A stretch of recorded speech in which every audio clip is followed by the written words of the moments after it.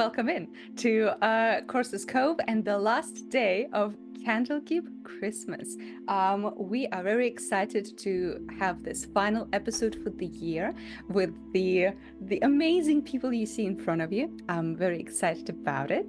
Let's see who these lovely, charming individuals and also Brendan are. Josh, let's start with you. Who are you? I am the potato-faced leader of this channel and motley crew, the marvelous Josh the Pirate. You can find me here on my channel, Corsair's Cove, where I run D&D and other RPG-related games with my lovely wife Keren, the mother of Bunnies, all my splendid friends, and Daria. And it's just everywhere. Okay, yeah, that's basically all you need to know. This is going to be our last little stream for a little while, probably going to take a fortnight off. Have lovely time with the families, and I hope you all do too, and we'll be back in the new year with some more fun shit. But for tonight, I will be Dolph the Red, the barbarian warlock cross, whose patron is the Scarlet Sage of the Solstice. Yeah. Very, very nice. All right, Keren, whomst are you? Hi, I'm Keren, sometimes known as the Mother of Bunnies, and I don't think I actually have an iconic Daria insult that has been leveled at me. I feel a little left out, but also at the same time strangely flattered. I'm a performer and writer. You can follow me on Twitter at Mother of Bunnies, or you can follow my Bella Sculptor ego on Instagram at Miss Lola Moore. Or you can listen to me on the D&D podcast There Be Dragons, or you can just come hang out on Corsair's Cove because I tend to turn up semi-regularly. And tonight I am Holly Sprinkles, the moon druid Eladrin, who can turn into a polar bear if she feels like it. Very, very nice. The reason, Keren, you don't have an iconic offensive comment from me is because I don't do that to women. We deal with a lot of bullshit already. We don't need more. The rest of these fuckers, yeah. They need a lot of Screw the penis havers. Yep. Yeah, penis havers. Solidarity! With the patriarchy. One Twitch streamer at a time. Yeah, one non-binary Twitch streamer at a time. Yeah. This is gonna take a while. Fair, let's go with the least aggressive first, yeah. All right, well, speaking of lovely ladies, Roe, who are you? Hi, I'm Roe Rowe. I'm a Perth-based educator and theatre maker, and I'm happy to be here, because I wasn't supposed to be here, but now I am, and that's awesome. You can find me on Corsair's Cove now, and in the new year, on Mondays when we come back, and on Instagram at Cradventurers to see photos of my dog Charlie with the large ears, my many travel adventures, and upcoming projects in Perth, Western Australia, if you happen to live here. Hells yeah. Screw the penis havers. Agreed, reading aloud. Please. Some of us could use it. Speaking of screwing the penis havers, Brendan, talk about yourself. We love that. I'm Brendan, the troglodyte himself. I am usually here on Thursdays when Monsters and Magic is in session with almost all of these lovely people. And it's great to have Rahema here too, because Rahema is in my home campaign that I run, so it's basically the same thing. Hell yeah. And also Daria's here. And I'm here. Monsters and Magic, Monsters is about me. And I'm Daria. My name is Daria, and I'm Daria. What else can I say? Well, I play Humblewood on Thursdays with these people usually, and that's fun. I also do arts, I do emotes, I do portraits. If you want something, hit me up, because money's tight. But other than that, I'm excited to be a DM for the evening. And I think, have a look at the time. Josh, it's time to chill. Oh, is it now? Well, ladies and gents, I don't chill, but I do have bills. So if you wouldn't mind perking up your ear holes for a little minute while I talk about the wonderful Wooten Forge gaming accessories. Wooten Forge creates some of the finest handcrafted wooden tabletop accessories, like this gorgeous Jarrah Dice Keeper here. And that beautiful thing. It's engraved, laser engraving there. Very powerful magnets. Hold it to the other half, which is this bit. All of my beautiful click-clacks. Not all of my beautiful click-clacks. I have many. I have some from loads of different places. Yeah, if you fancy owning something just as pretty as the thing I just held up, you can check it out at woodenforge.com/Corsair's Cove. And if you do, we get a cheeky little kickback, you bloody champion. So, good on you, mateys. They have some extremely beautiful things, all made out of Australian and exotic hardwoods. Most of it is reclaimed, which is very much my vibe. I like secondhand things. That's why Keren and I get along so well. What is the vibe today? What are you doing? Did any of us understand that? I assume that is referring to my love of secondhand shopping and not implying that I am just a secondhand wife. Yeah. I think any other implication is unfair. Why would I say that? I like sleeping in the bed. Why did you say that? Because Keren and I like up shopping together. What? Jesus. Okay. Yeah. And also Troll Lord Games, segueing neatly across to that, Troll Lord Games are providing our giveaway for this evening. We have a giveaway. The Troll Lord Games folks have given us a couple of vouchers to give away. So in fact, we are going to be giving away a $15 voucher for their online store this evening, which is pretty bloody cool. Well, then reading aloud, then yes, you are also a lover of secondhand things as well, like Tina Turner. That was not meant as a reply. I see. I think that's all about I need to shill for this evening. TLG in chat. Check them out, trolllordgames.com, or trolllord.com rather. They have some fantastic TTRPG stuff on their website. You could head over there and check that shit out as well. They were the last publishing house for Gary Gygax. Some really, really cool stuff. Check it out. Keren, could you tell us about the Ukraine, please? I can. You may have heard about the situation in Ukraine that's been unfolding the last couple of years.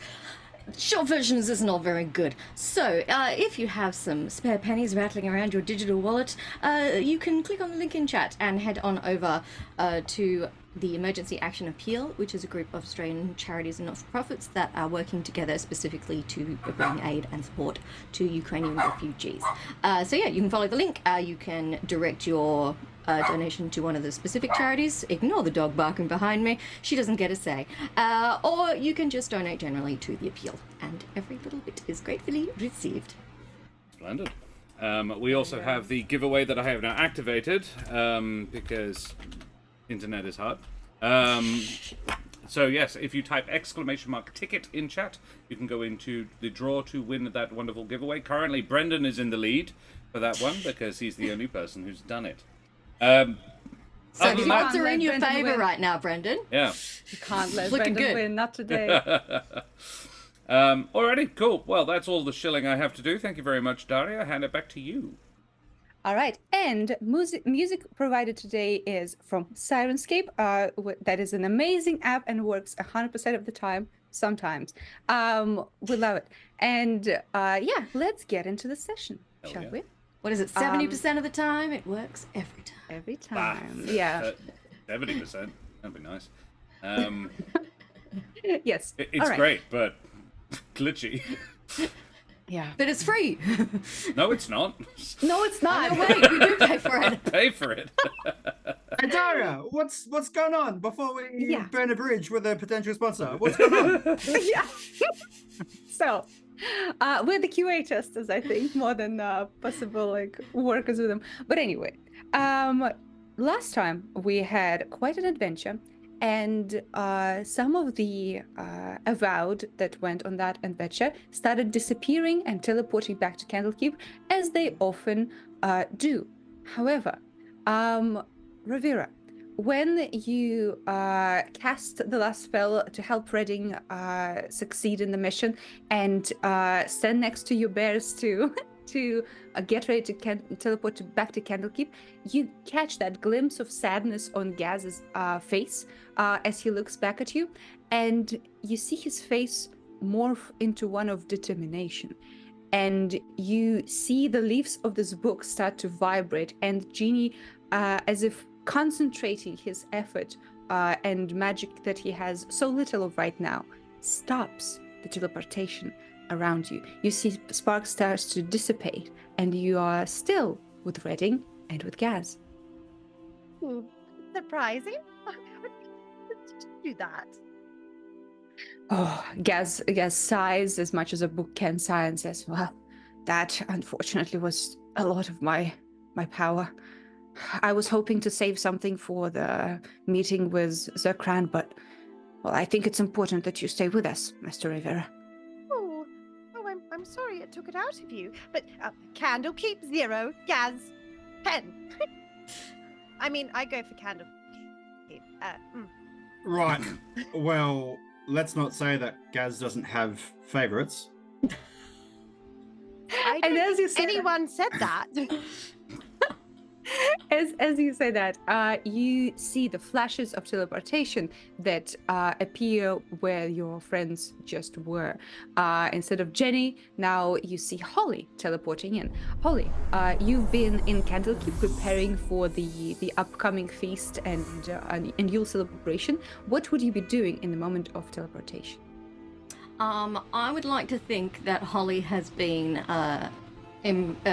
improving her already fairly outlandish hairdo. For the uninitiated, Holly's hair is usually full of bits of nature. So it's usually got some branches and twigs and flowers in there. The occasional bird has been known to emerge as well.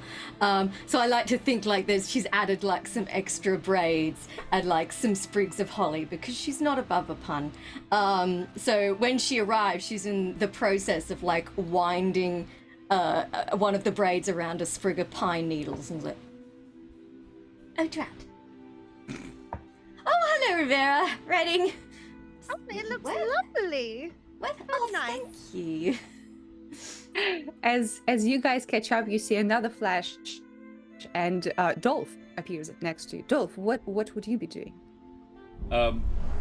Dolph glamps in and is in almost exactly the same pose, but doing something very different. He has been hanging Christmas lights, and he has a large quantity of like tangled Christmas tree lights wrapped around his antlers, and he is just trying to get them out. Goes, hello. But this is awkward. Greetings. Where are we? What is?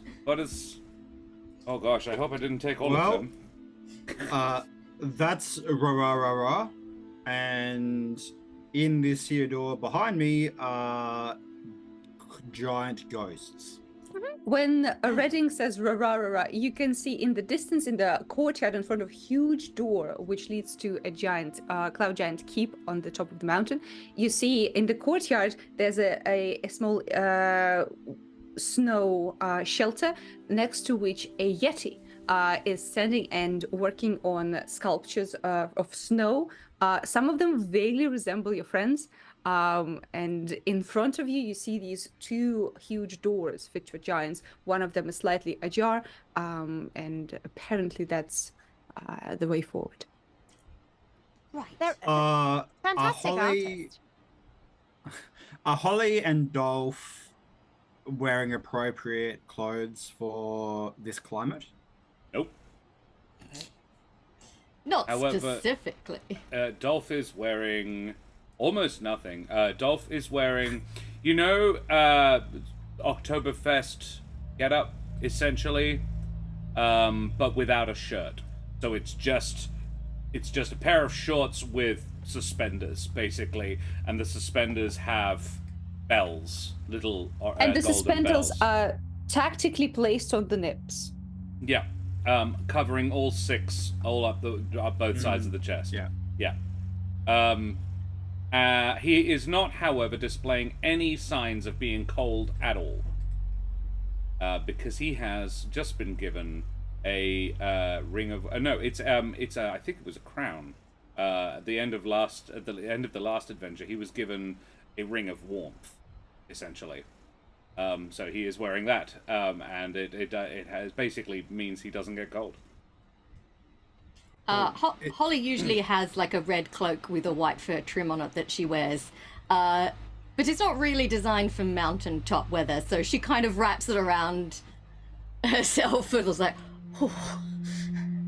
Here, Holly, take this. I did make it for Ravira. There you go.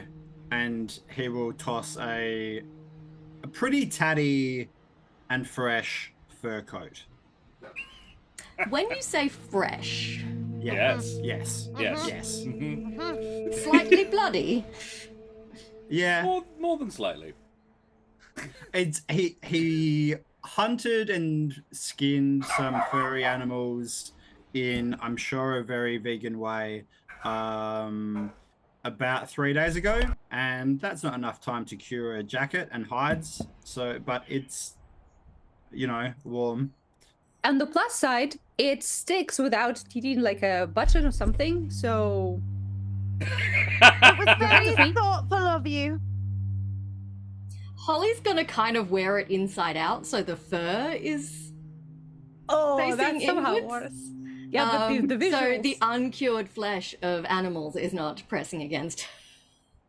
I have nothing I can do about that. Sorry. Holly is relentlessly practical, so she'll take off her red and white cloak, put this on inside out, so she has fur and not flesh, and then grimacing slightly will put her normal cloak back on over the top and I try agree. to look grateful. Ravira agree, is Cycle. like stroking the polar bear standing next to her. She's like, don't look, it's fine. The Yeah. polar bear does not look fast, but Ravira, it's for her. Ravira, who are your friends? Well, that's Rarara. And well, this is Snowy. Also, I don't know if you've met. And there's also a bear, like in a spiritual form. And everyone who's just arrived gets 13 temporary HP. Heck Ooh. yeah! What's fun is that Holly could very much turn into a bear herself, which would be kind of funny to have so many bears around. So many bears. I'm nearly bear.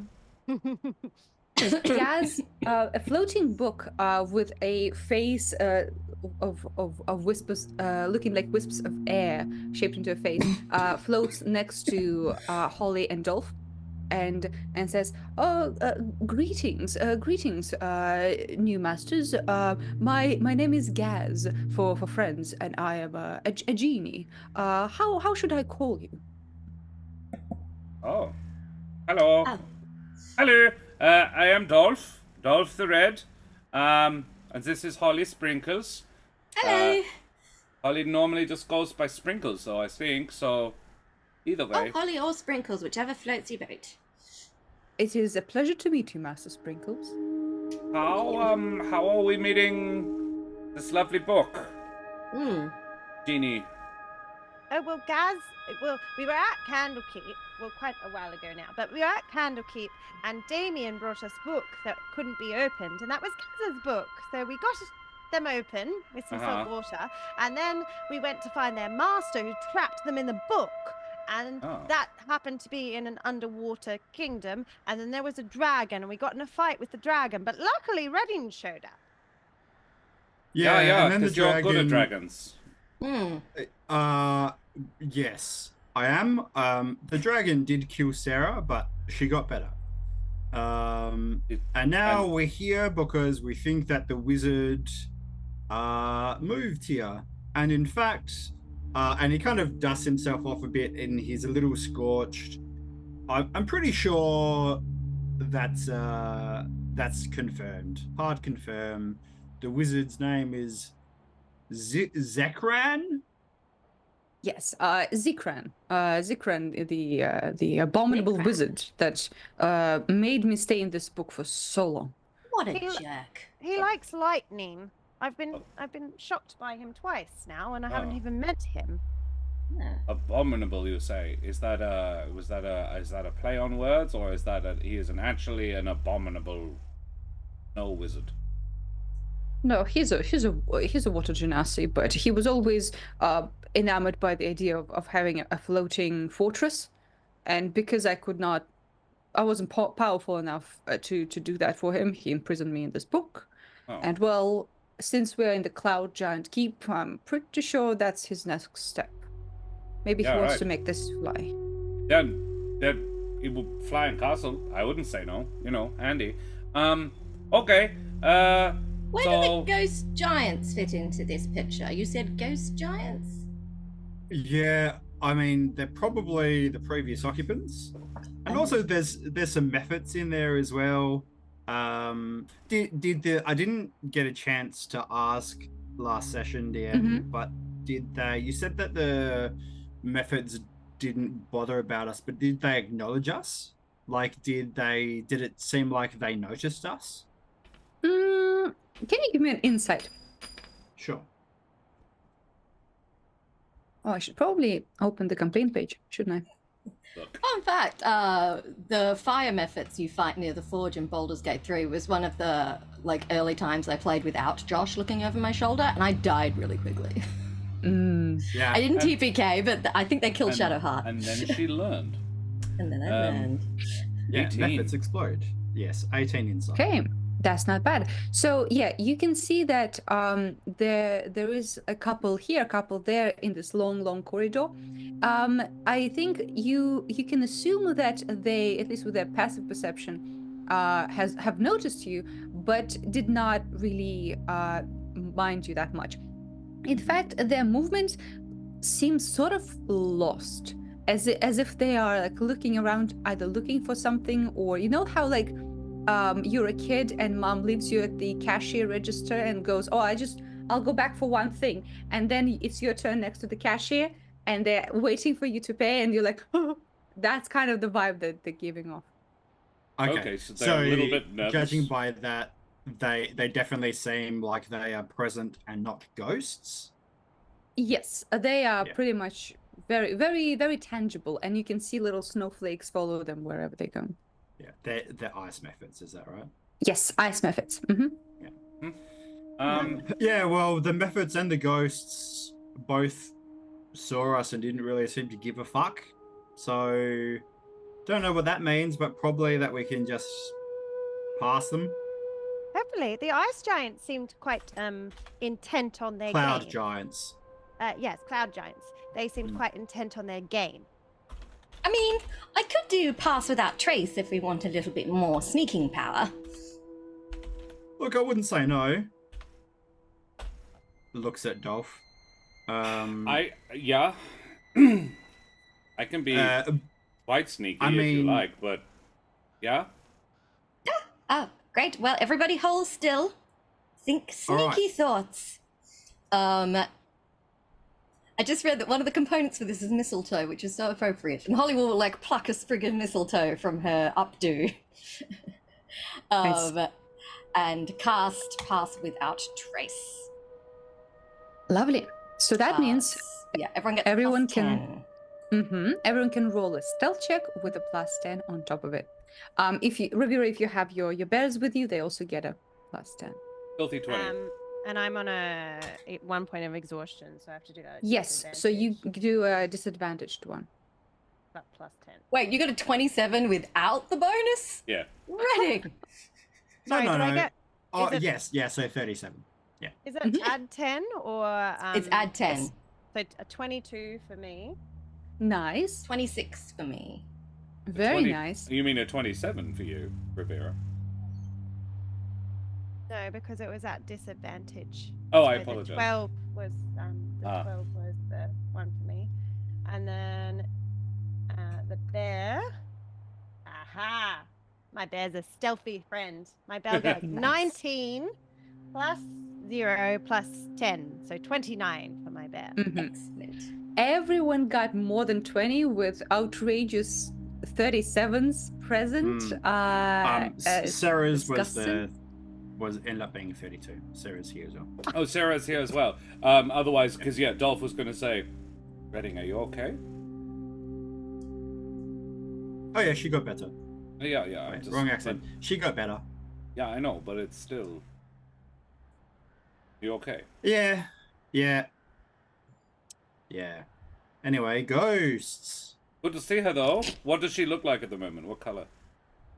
I believe she's blue. After getting zapped by that trap, she is now blue. Right. I like the blue on her. Blue is looking good. Obviously, the red ones go faster, but. Well, yeah, of course. She was white, which worked well in the snow. Camouflage. But yeah. I would rather she not get zapped to death again. Valid. So, yeah. I intend to avoid that fate myself. Okay. Oh, traps. There's lots of, probably lots of traps. That was what got us. So, right. We should be aware of that. Do you think the ghosts probably wouldn't set off the traps, but do you think the Mespit would have? The Mephits? That. Do you think they would have set off the traps? If there were traps where they're going, could we follow their path? Um, We probably could. Two things. Mephits are flying creatures. They flit about. They're tiny. They're small. They're flying, and also it doesn't seem like they have a direction.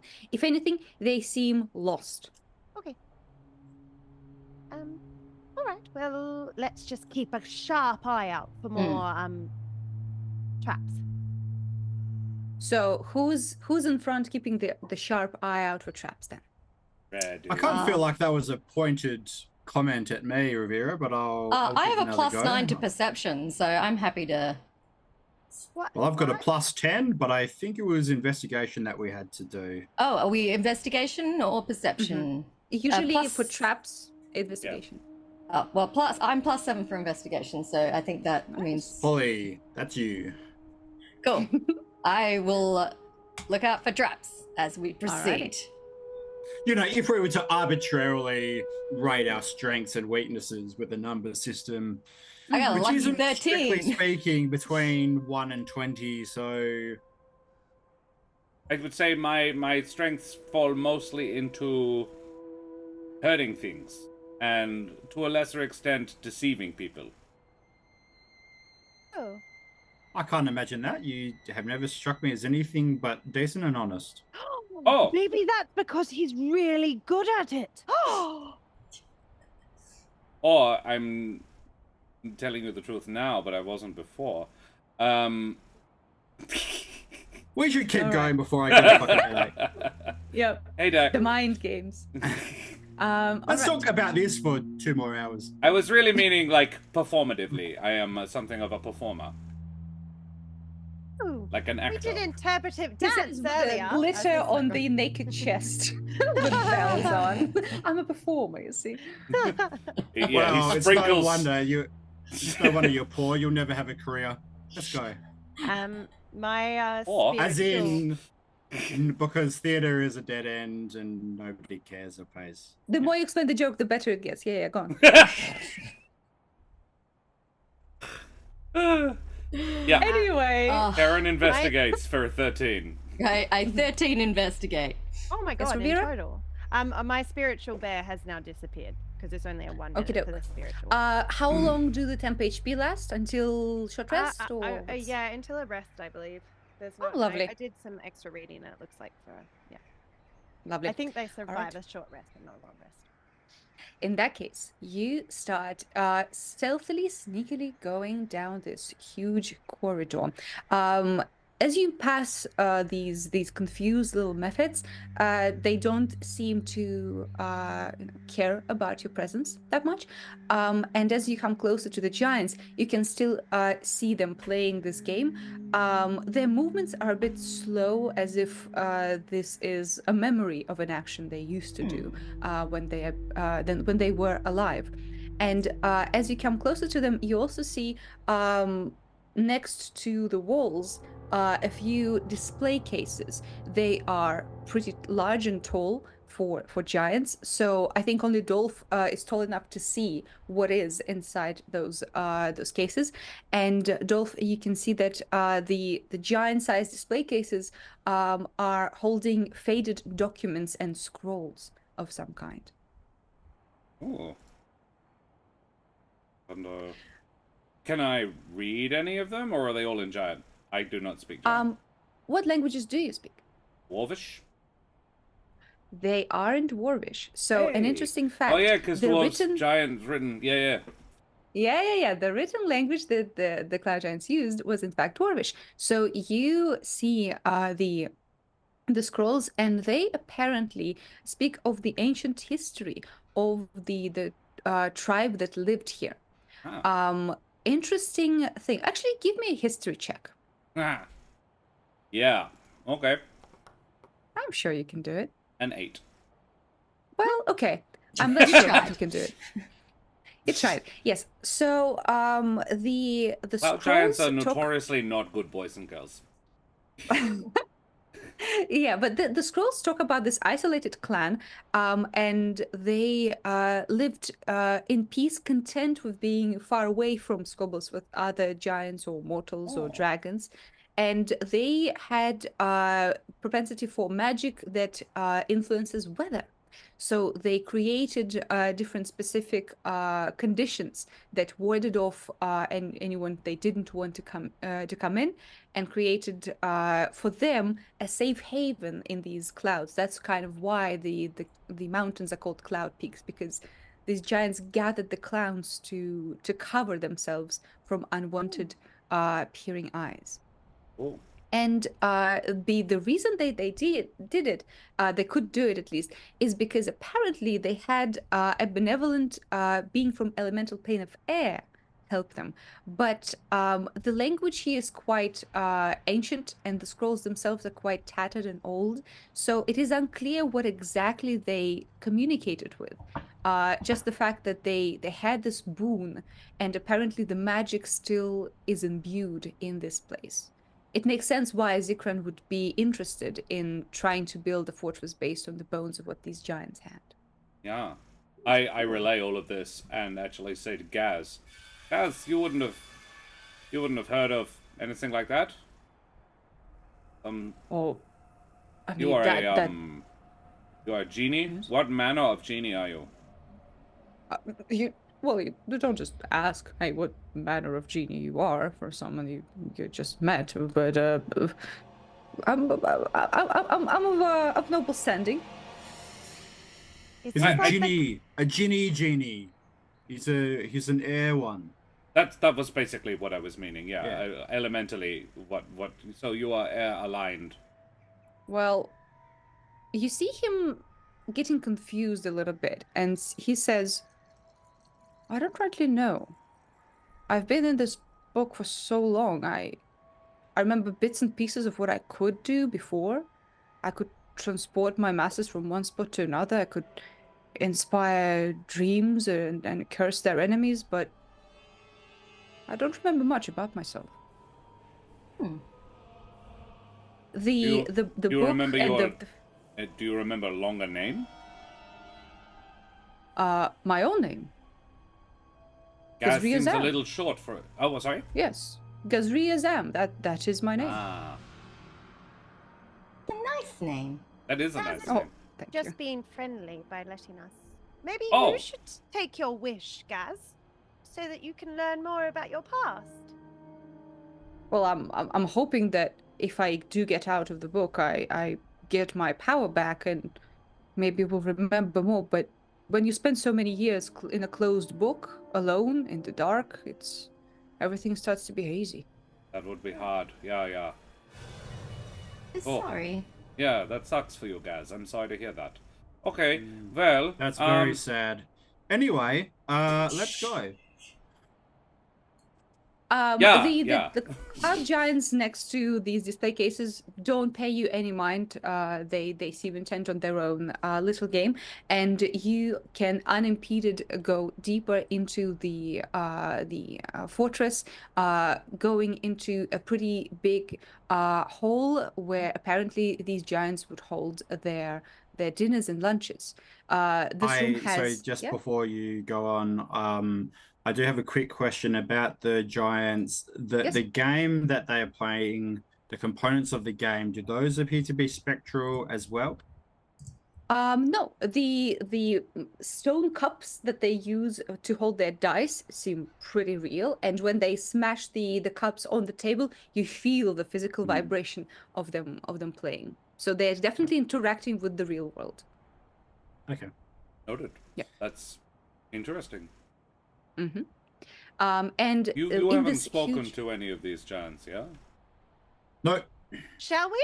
I was wondering, actually.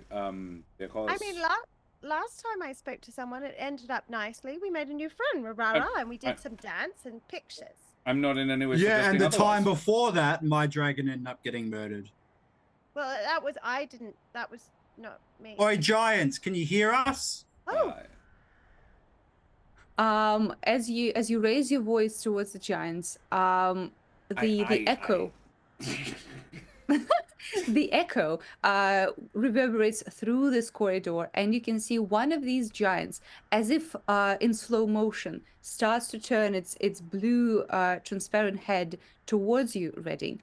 And as its huge blue eyes catch your eye, you can see something strange. Can you give me an intelligence saving throw? Cool. Would. Okay. 17. 17. So when you lock eyes with this creature, it almost sees as if through you, and you see that in its eyes there is a strange whirlwind of snow and wind and clouds, and you can feel yourself being almost sucked into it. You feel that your ears are just attacked by an assault of whooshing air, and you feel like this creature didn't simply die. It is under some sort of powerful elemental influence. And for a split second, you feel like you yourself are starting to be see-through. You shake it off, and you understand that perhaps whatever power they connected with when they got their elemental powers is reaping their souls for it as a prize.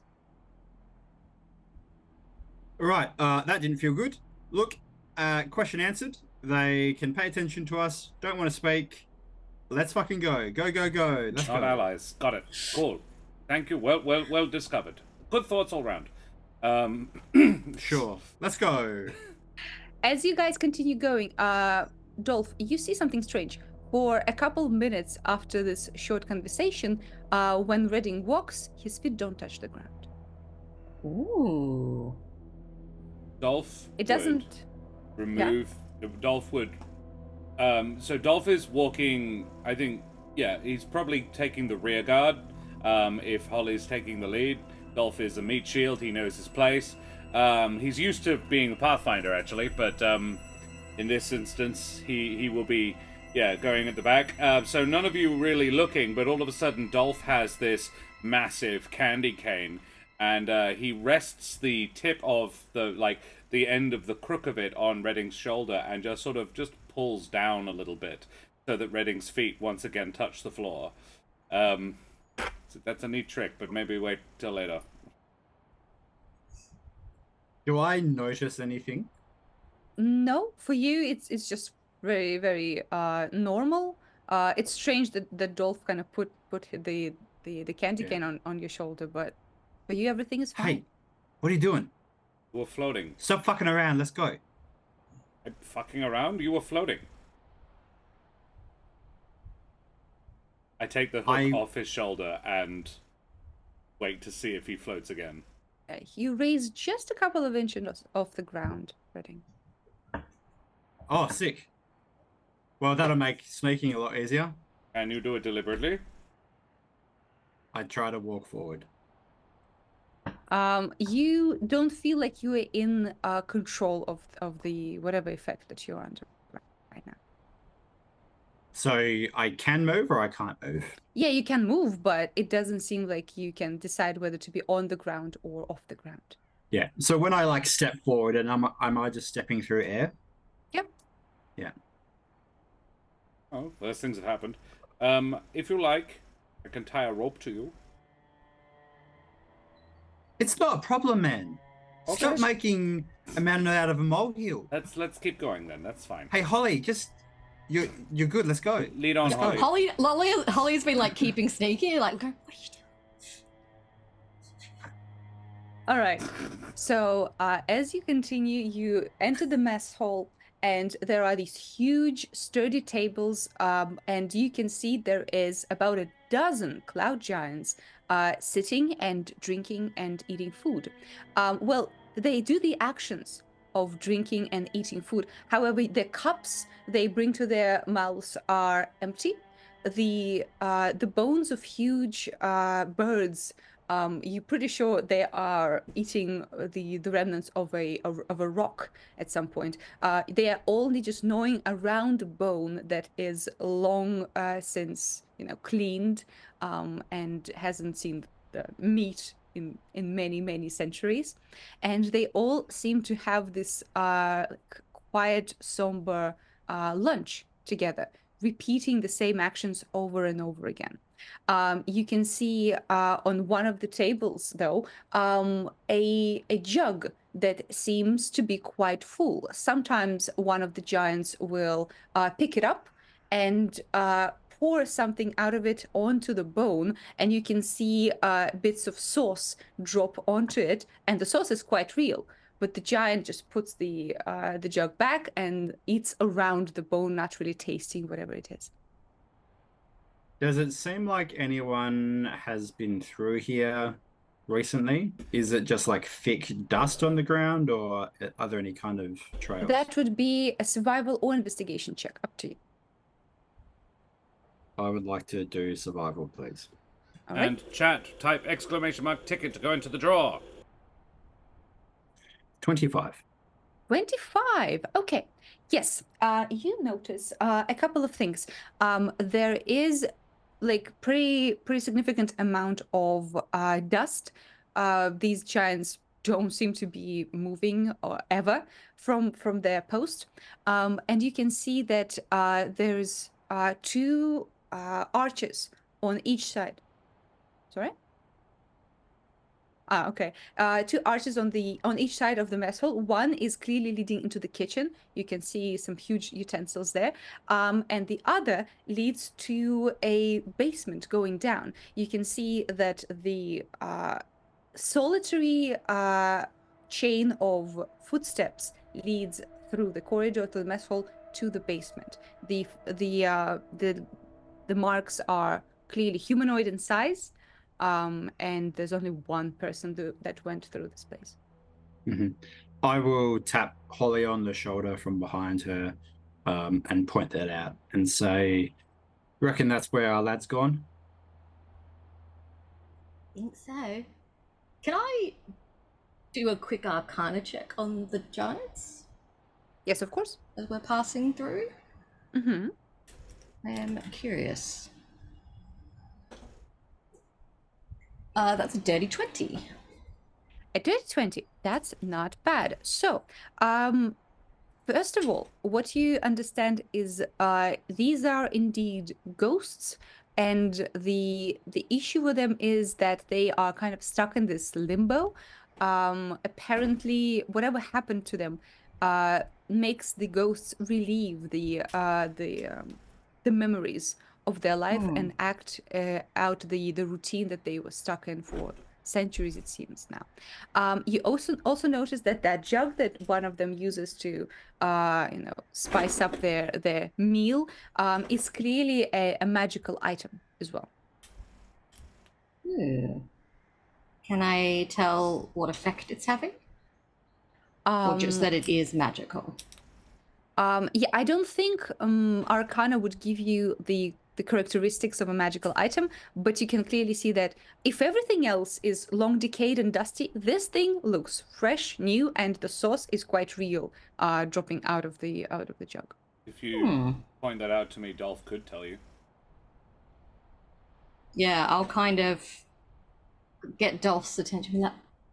I feel like that jug is important, but I'm not sure how. Is it within 60 feet of me? Yes, it is.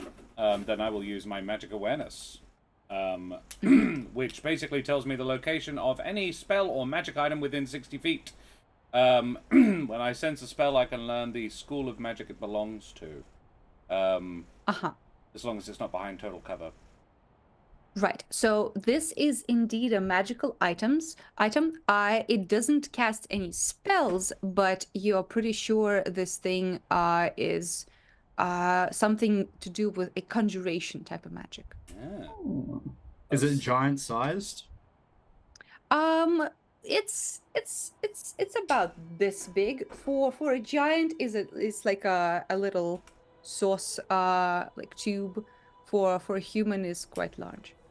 Yeah, right. So sorry, what I mean is it is sized for giants to be using. Yeah, it's like a little sauce bottle for them. Would it Yeah. be, in terms of weight, would it weigh 10 pounds?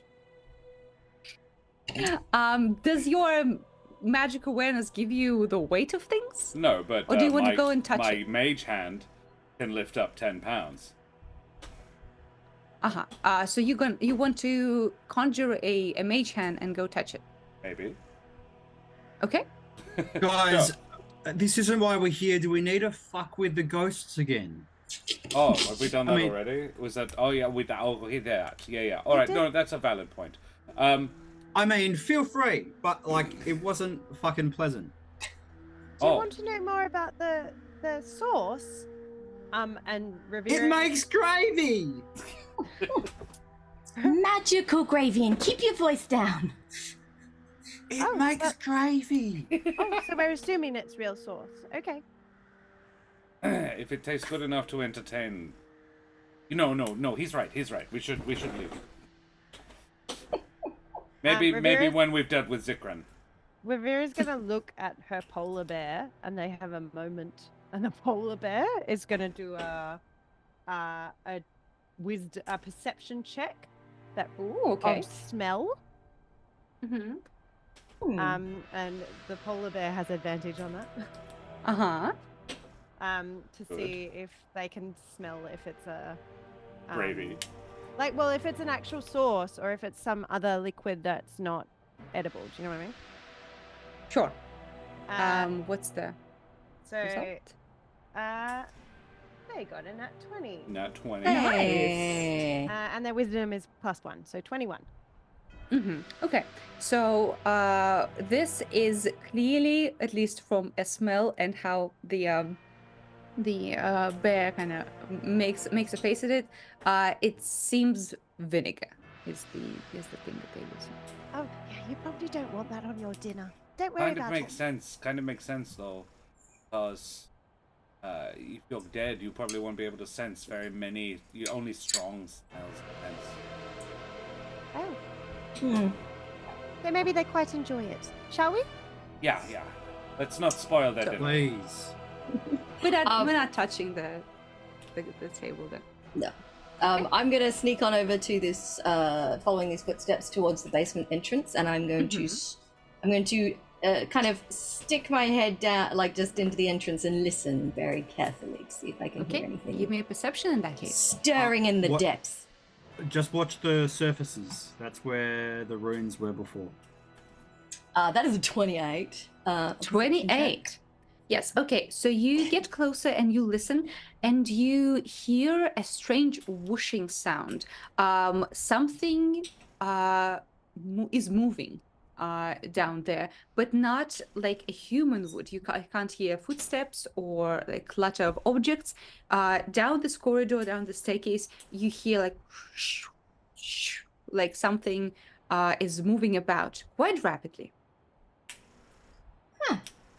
Something like whooshing around down there. It's very odd.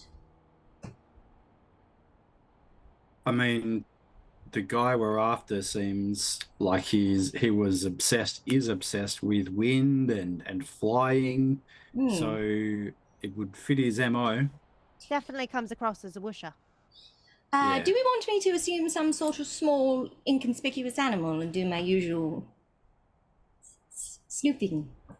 I can turn invisible. Like. Oh, well, that would be discreet as well.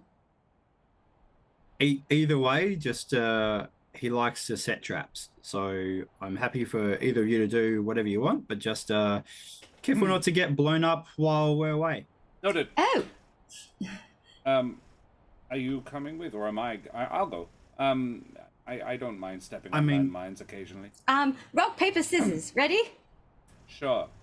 Let's roll a d12 and see who gets the higher. 8 to 6. They just sit down and have a dice game. Redding and Yes. Ravira are Keren like, gets an 8. All right, Holly goes. Cool. All right. Holly, what We've all got form do past you without see? trace. We could just go. I've been jingling the entire time. Which is why it was only Holly- a 20. Holly is going to turn into a tiny little bird. I think a hummingbird. Oh, nice. Something that's Okay. good at hovering. I like that one. All right. And Holly turns... Ravira's gonna push away her polar bear, who starts like following the hummingbird straight away. Like, no, friend, not food. All right. So, At that, sorry, Redding is going to realize that he's been carrying this backpack the entire time, and look at Ravira and toss it back to her. the backpack with the health potions. Yeah. All right. So Holly, you turn into a tiny little hummingbird bird and disappear into the dark basement staircase. The staircase is much larger than for a human. All of you could stand like in a line and go down the staircase if you wanted to. And it is quite deep, Holly. Pretty soon the top of the staircase with your friends just becomes like a dot in the distance with a little bit of light. And the sound that you hear starts getting closer and closer. And what you see in front of you is a huge door that leads to the basement proper. But in front of it, you see a swarm of ice mephits that fly together in the air, following some sort of intricate design in a cycle, as if they are either hypnotized or just asked to guard this place. Cool. Do they notice me? If they do notice a little bird, they do not pay you any mind. Wonderful. I will keep a decent height so I'm not like right near them, but I will try to keep going and see what else is.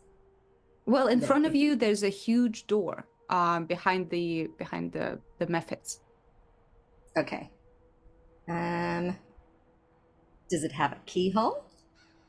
Nope, it is just like the door in front. The cloud giants don't seem to be interested in keys of any kind. They leave the isolated nature of their domicile be the best protection. It seems to be one of those doors that you have to push.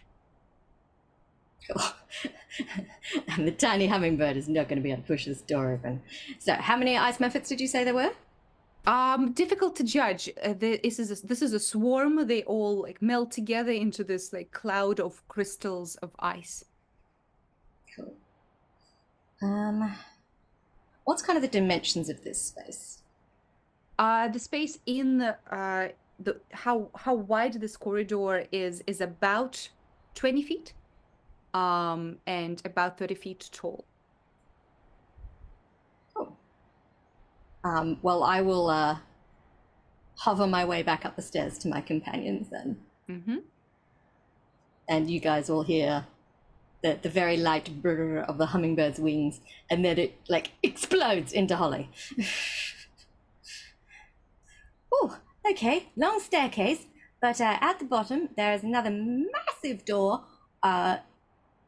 No keyhole or anything, so I think we just have to push it open. Bad news. There is a swarm of ice mephits in front of it. They are guarding? Appear to be so, yes.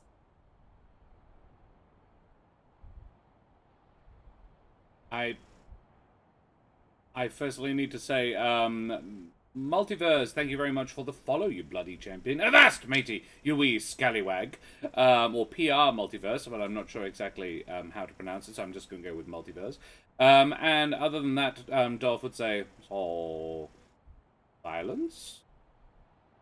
Oh, but they seem quite, I don't know. Are they protecting? Look, I'm not going to say we need to kill them, but if we try and get past them and they notice us and they attack us, then violence? You can always tell them to move away from the door, and if they don't, violence. Why don't we try to go through the door and see if they react? They didn't react to us up at the other part. Why would these ones react? Because they have been placed where they are with some meaning. I feel like, based on the way that Holly described them, The ones upstairs were just kind of marching around with no real purpose. These ones are like a clusterfuck swarm. It Yeah, feels like I couldn't even tell. if they I couldn't tell how many they were because of Like, the yeah. swarmy nature of them. So I mean, do you feel like any of us could even get to the door without having to walk through them? well, I could, but that's because I could like fly over and I was a tiny bird, so they weren't worried about me. So. Yeah, but then if you were to turn back, like, Yeah. were they like adjacent to the door? Yeah, they were right in front of the door. So look, I mean, we could send Dolph in to just try to walk through the door, to push the door open, but he'll probably get fucked up in the process. So I'd probably get touched by them. That being said, I can move things without touching them. So I don't know how heavy the door is. pretty fucking heavy. Yeah, that's true. That's why It Snowy's required. Oh, I'm physically capable of pushing the door physically. I was going to try and push it open, and then we just sort of make a ditch through it. That would be a solution. Just tough it out, go through, and deal with it, you know? Look, between the four of us, look, I'm seeing Dolph, who's got a big ass candy cane. Me, I've got a big ass. big ass. Thank you for noticing. Someone And- finally spots it. And Ravira and Holly, who can just kind of blast things from a distance. This really seems like a non-issue, to be perfectly honest with you. Okay. Let's just blow up the swarm and then not wade through the terrifying whirlwind of icy death. Well, okay. Then I will propose only one mild modification to this. Ravira, would you like to tell them to bugger off first? Oh, well, I think it's always nice to ask first. Maybe if we just use manners. Would help. Why not? See if you can go 2 for 2. And All right. Redding, and he looks at Redding. He doesn't say anything, but he looks at Redding and flips his candy cane around, tucks the crook of it into his shoulder, and sort of cocks the handle. Nice. Very nice. So I suppose all of you go down the staircase with Rivera leading the way, hopefully like, being able to negotiate with them. I would like to not be too close to them when Rivera does this negotiating. Say 40 feet away, is that possible? All right, that's completely fine. Yep. The staircase is more than long enough for that. Rivera, how close do you want to be when you want to start talking to them? Not too close, like 20 feet or so. 20 feet is fine. So when you start getting closer and closer, when you approach at about 30 feet, the swarm starts to buzz like a bunch of angry bees, but doesn't attack yet. And as you stop at about 20 feet, what do you say? And in what language? Sylvan? Sylvan. Okay. So what do you say? Excuse me, friends. I'm awfully sorry to interrupt. But we're visiting a friend on the other side of the door, and well, it would be helpful if we could pass, please. I really don't want to hurt you. Rivera's voice reverberates through this corridor, but the swarm does not seem to react to your words. They either don't understand or they do not care. I drop an arrow into the swarm. All right, attack, please. And I'm about 100 feet away. How good is your dark vision? Oh, that's a good point, actually. With my goggles, it's 60 feet. So in that case, I will be Okay. 60 feet away. That's more than enough. The swarm itself has like light glow of ice to it, but there's no other sources of light, so it's pretty tough for anyone who's not equipped with dark vision to be far away and still attack. Yeah, good to know. I didn't say that I was doing sharpshooter, so I'll just do a normal at 26. 26, yes, that does definitely hit. Okay. 13 points of magical piercing damage to the swarm. Something you notice is that the damage does land, but apparently piercing damage does not seem to do as much as you would hope. It passes through quite a few of them, So there is some damage, but not nearly as much as you would expect. Yeah. And Even with magical. It's a magic even bow. with magical. Ooh. Yeah. Cool. Yes, but with that, Ravira, you see that the arrow lodges in one of the methods. You see sparks of some of the ice shatter, and they not only start buzzing more, they start approaching very rapidly. I want everyone to roll initiative, please. Oh dear. Well, you tried. Now get behind me. Do Oh, that was rough. It was do you want me- 18 skidded and then 4. Yeah. you want to keep Snowy on my initiative again? 17. Yes. 7. Uh-huh. Just a shout out for reading a lot of the comments. Roll for diplomacy. Do I add my attack modifier? What? All right. Holly 17, Dolph 4. 4. Okay. Redding 8. Yeah. Tackling Psycho. 8. That's crazy. And I Ravira. rolled a 3 on the dice. And Ravira, what's your initiative? 7. 7. Okay. All right. In that case, time to do stuff. Oh boy, Okay. here I go killing again. Oh boy. All right, ice methods go first. So you see them buzz and start moving towards you, Ravira. They all move with a single-minded purpose, as if they are either mind-controlled or have their own like swarm-based decision making. But they move like a bunch of fish underwater. And the swarm reaches you. And how far behind everyone else is? I believe, You about were- halfway. You're 40, I think, I was feet 40 away, right? feet, so I'm 20 feet behind Ravira. All right. Holly, I- what about you? Yeah. I was leading, so I'm probably You would be next to kind her. of I'll be kind of next to whoever's in front. Oh. Okay, doke. And Redding is. I mean, 60 we, feet we away. did send Rivera ahead to specifically speak. Oh, unless you've yeah, got sorry. you- Yeah. So I would be Holly behind be next to Ravira. me. Holly, I would say, would be behind Dolph. Dolph would views his job as very much protect the squishy casters. Yep. Okay. Hey, Casa. In that case, you can see that Ravira currently is surrounded by this ball of icy methods. And Ravira, I would like you to do a dexterity saving throw, please. Ooh. Oof. 7. You do have 7. inspiration. Just saying. I do not. Oh. I did message you earlier. I used Oh. it yesterday. Okay. Do I need to roll for my bear as well? Is it next to you? Yes. Then yes. They Oof. get 12.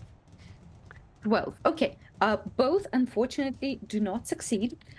You can see the swarm start moving around you, and all of them exhale together, and this frost breath starts to cling to your skin and your armor, and you can see ice starts growing on your bodies. So, first of all, the damage. Okay. Okay, that's A swarm of ice wasps. Ah. pretty much.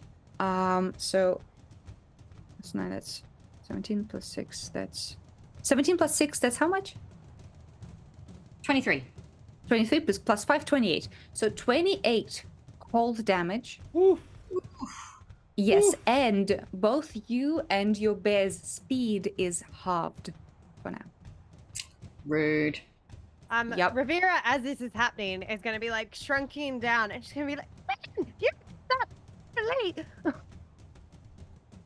All right, but that is all they do so far. The swarm is encapsulating Ravira and bits of the bear, but the bear is quite big, so you can see part of it at least. And now Well, it is this is Holly's turn. proof that diplomacy never works. Yeah. Doesn't when you shoot people. That's what I said. Diplomacy never works. Stop putting qualifiers on things. So, Holly is going to summon her star powers. And how large is the swarm kind of in terms of surface area they're taking up? The swarm is large. So 10 So foot if square. I could create a 5-foot radius cylinder, would I be able to get part of the swarm without getting Ravira and the polar bear?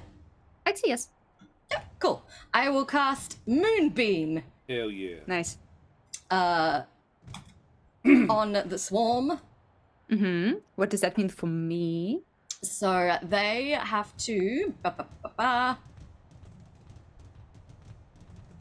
Sorry. What does it say? Oh yes, they have to pass a con save. The DC is 16. All right, no problem. Does it take effect Constitute- now, or is it only at the start of their turns? Oh, okay. When a creature enters the spell's area for the first time on a turn or starts its turn there. So technically they're hurt on their turn. The way we've rolled it thus far in this campaign is the first time it's when you cast it, so then, but you don't then get to double dip on their turn. So it's once per round, once per game round. So it happens on Holly's turn, and then in future it will happen on their turns, but not Holly's. Alrighty. In that case, they do not succeed, by the way. It is a very poorly worded spell, and I had to seek clarification on it. Because Jack was very much under the impression you could double dip that. That is 26 points of damage Ooh, to the very swarm. nice. What kind of damage? Radiant. Moonbeam's radiant, I believe. Radiant. Okay, lovely. So, yeah, that is pretty nice. 28, you said. 26. 26. Oh, sorry. It doesn't actually say what type of damage. It is but- radiant, Moonbeam. Oh, no, there it is. Yes, it is radiant. I am right. Yes, basically they are engulfed in ghostly flames. All right. However, one thing that happens as you make the part of this part of the swarm experience the sudden burst of radiant energy, you can see a couple of methods burst into bits of jagged ice. And Ravira, because you are encapsulated by the swarm, you get that's okay 12 of slashing damage. Oh, yeah, that's right. These bastards explode.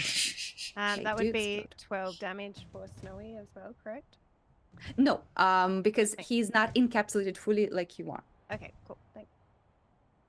All right. In that case, is that all, Holly? Let me quickly check my bonus actions, but I don't think there's anything.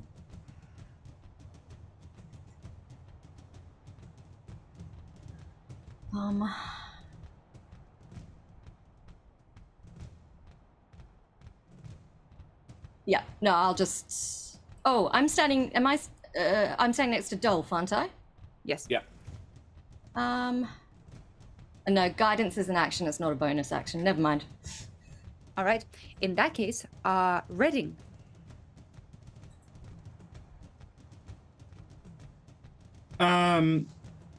I think I'm just gonna do more of the same. Okay. I am going to do a sharpshooter on this.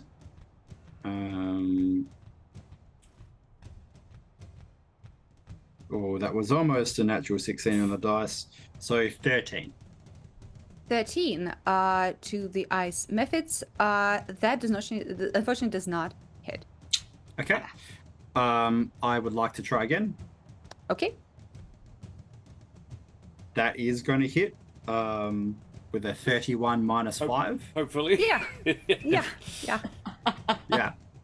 For sure. Sarah is going to add her lightning damage onto this. So I'm going to add 10 plus a d6 to this. All right. Give me the damage separately, though. The piercing Yeah. and the rest. Sure. So 23 piercing. And I'm going to add favored foe for another d6. That's also piercing. So yeah, 28 piercing Woo. This is good. and Good. 4 lightning. Uh-huh. Nice. 4 lightning. For Okay. Sarah. That's very good. All right. Yes. Okay. With that amount of damage, again, a couple of methods burst into shards of glass, and Sorry, Ravira. poor Ravira gets 10 piercing, slashing damage. I feel really bad about this. This was sort of my idea. Well, is that all Redding? It is for me. I'm going to use my bonus action to give Sarah a go. So the two of us were 40 feet away from the swarm, 60 feet, and then it moved 20 feet towards us. So she's got a 40-foot move speed, so she's going to go over Lovely. and do a bite. I always love it when you bite, like at someone like that does that sort of thing on a swarm. It's like, Yeah, I feel like it's like one method within this swarm. Yeah, pretty much. So that's a 15 on the dice, plus numbers. Plus with 8. pluses it hits. Yeah, great. So this will be a 1d6 plus 4 damage. So that is 7 piercing. Uh-huh. And then she will do another d6 of lightning. Okay.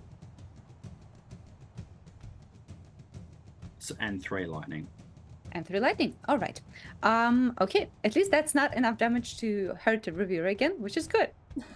Speaking of, Ravira, it is your turn. You see very little around you besides these flying ice methods. You feel the pricks of ice shards in your skin. What are you doing?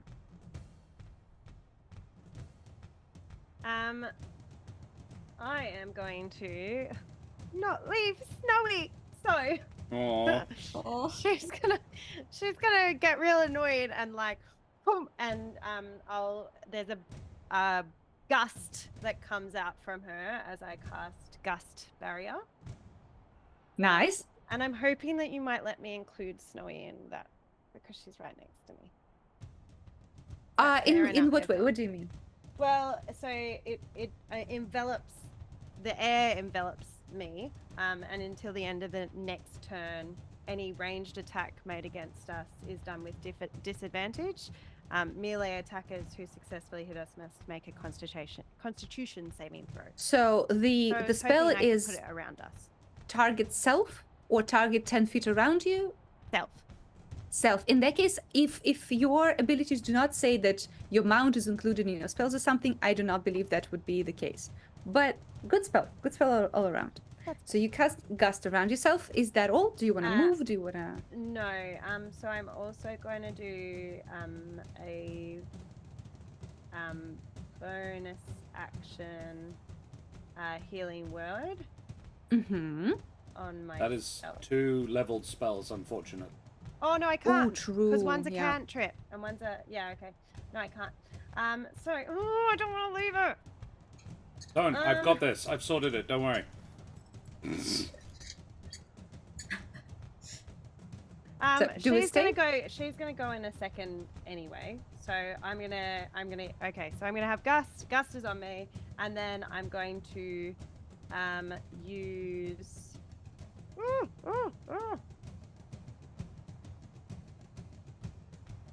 Where is it? Sorry. The monk thing. I'm sure I can disengage with a key point. Can I disengage with a key point? Step of the wind. That's what I'm looking for, but I can't find it. It's a bonus. Is it a bonus action? I think so. It is a bonus action. Great. So I'm gonna use 1 key point to disengage and get the fuck out of dodge. Yeah, that is lovely. Where do you want to be? Back towards everyone Dolph? else.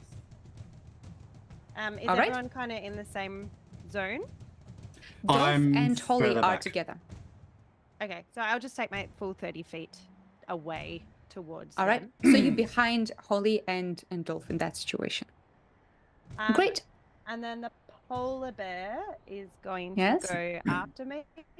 So the polar bear is going to do a multi-attack. So it's going to slash out with its bite and its claws at All right. whatever is closest to it. Mhm. And so one is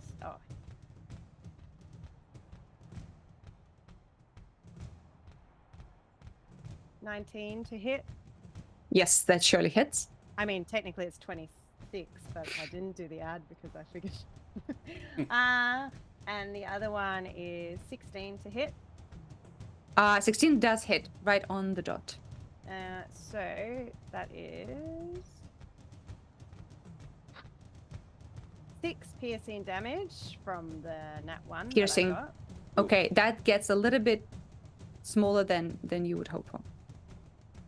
And 13 slashing damage. Okay, 13 slashing. And then the bear is going to look in my direction and then like in place. Okay, he hunkers down. Yeah. He stays. All right. In that case, now it is Dolph's turn. Dolph would like to dash 20 feet forwards Uh-huh. and use his bonus action to shove the bear Okay. away from the swarm. Okay. Just shoulder the barges the bear. Yeah. Does the bear contest that, or does it allow it, Ravira? I think the bear is probably slightly confused by the motivations there, but this being is with Ravira, so she'll allow it. All right. So you can move him without contest of athletics. Cool. The bear is shoved 10 feet away from the swarm. Okay. Dolph is standing presumably right next to it now. He then casts Shatter on it. Yo, okay, let's go. Let's go. What do I do? You make a con save. I make a con save. To avoid quite a lot of damage. Ooh, I Just don't as think a with it- reminder, Sarah is standing next to you. I don't think she'll be caught in it, but just as a reminder. No, she's the there. polar bear was partially in it. I understood that Yeah. Sarah was not, which is why Yeah. the polar bear got shoved and not the dragon. Yeah, no, I Yeah. know. I just wanted to give a reminder that Thank you. she's there. Yeah, it's the Yes. what I see in front of me is basically They do not save. yeah. They needed a 16. They take 20 thunder damage. Nice. Okay. Two things happen. You can see a couple of them burst into shards, but because they're not enveloping anything, they don't get no one gets damaged. However, the thunder damage rocks the staircase, and you're pretty sure if anyone was behind this door, they would probably hear you. But that is chunky damage. Very good. The swarm starts to look more and more sparse. And yeah, Dolph would, like, he's already made a fuck ton of noise. He goes like, pick on someone your own temperature. Nice. And that's the end of your turn. Yes. All right. In that case, they shall. They envelop you, Dolph, Love it. and yes, they will do. Well, first of all, do they recharge their ability? Let's check that. Boop. They do not get their frost breath back. That's good. Instead, they will do their claw attacks. So they envelop Dolph and start clawing at the deer man in front of them. So it's gonna be 3 attacks. Great. First one, dirty 20. Yep. Second is 6. Nope. And last one is 14. No. Lovely. So only 1 attack hits. That's great. In that case, you I like to get... think Dolph has gone like Matrix and is just like laying back, candy Very cane in nice. one hand, Yeah. dodging. The candy cane is just politely bopping things away from him. Very nice. So you get 6 slashing damage Uh-huh. and 4 cold damage. which I half to 2 because I am resistant to cold damage. Very nice. And that is their turn. Thank you. Now it is Holly. So that was 8 all up, I believe. Yes, I think so. This means I'm down to 5 temps. Yay! Nice.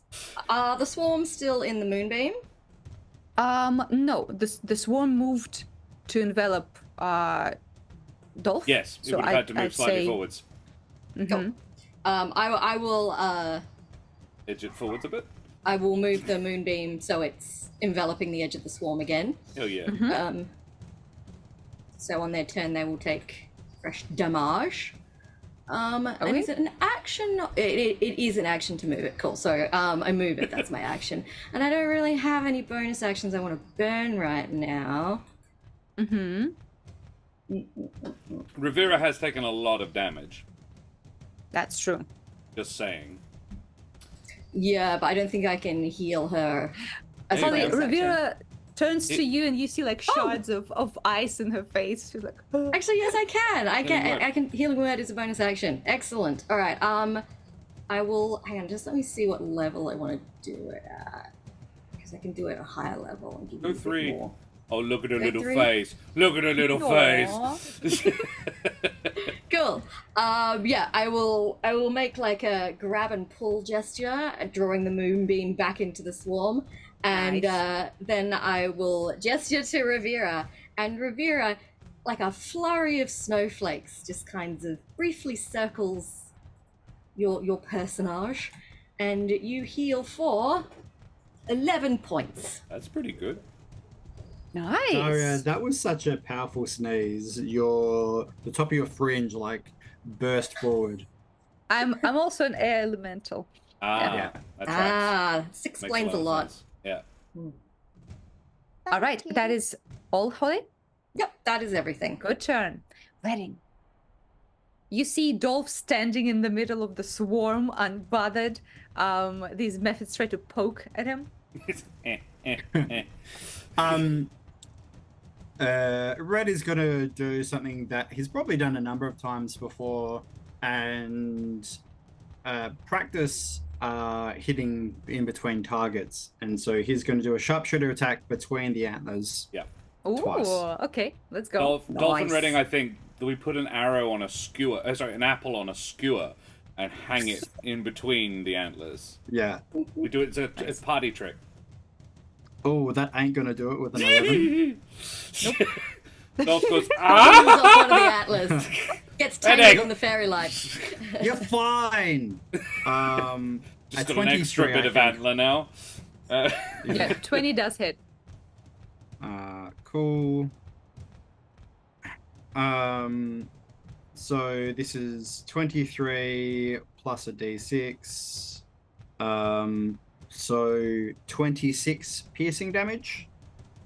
That's half to 13.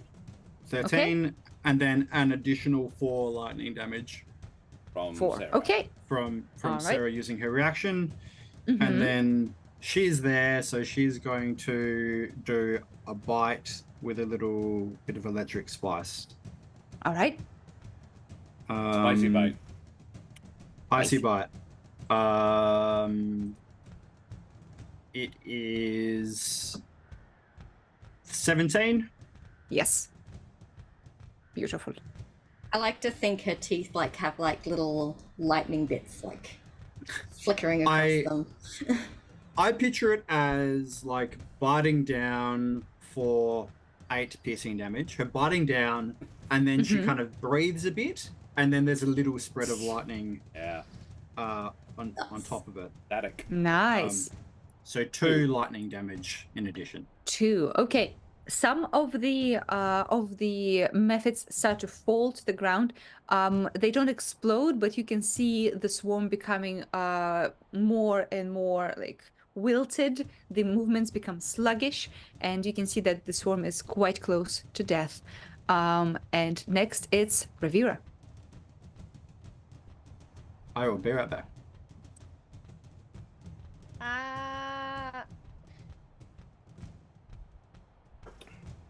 Ravira just going to. I've been going back and forth about spending this spell slot, but I'm going to do it. Okay. So Ravira is gonna get real annoyed and put out her hands, and as like where she's pointing, a wave rises up. Yes, Ooh, I love this okay. And I'm hoping I can. Not sure have I a- do.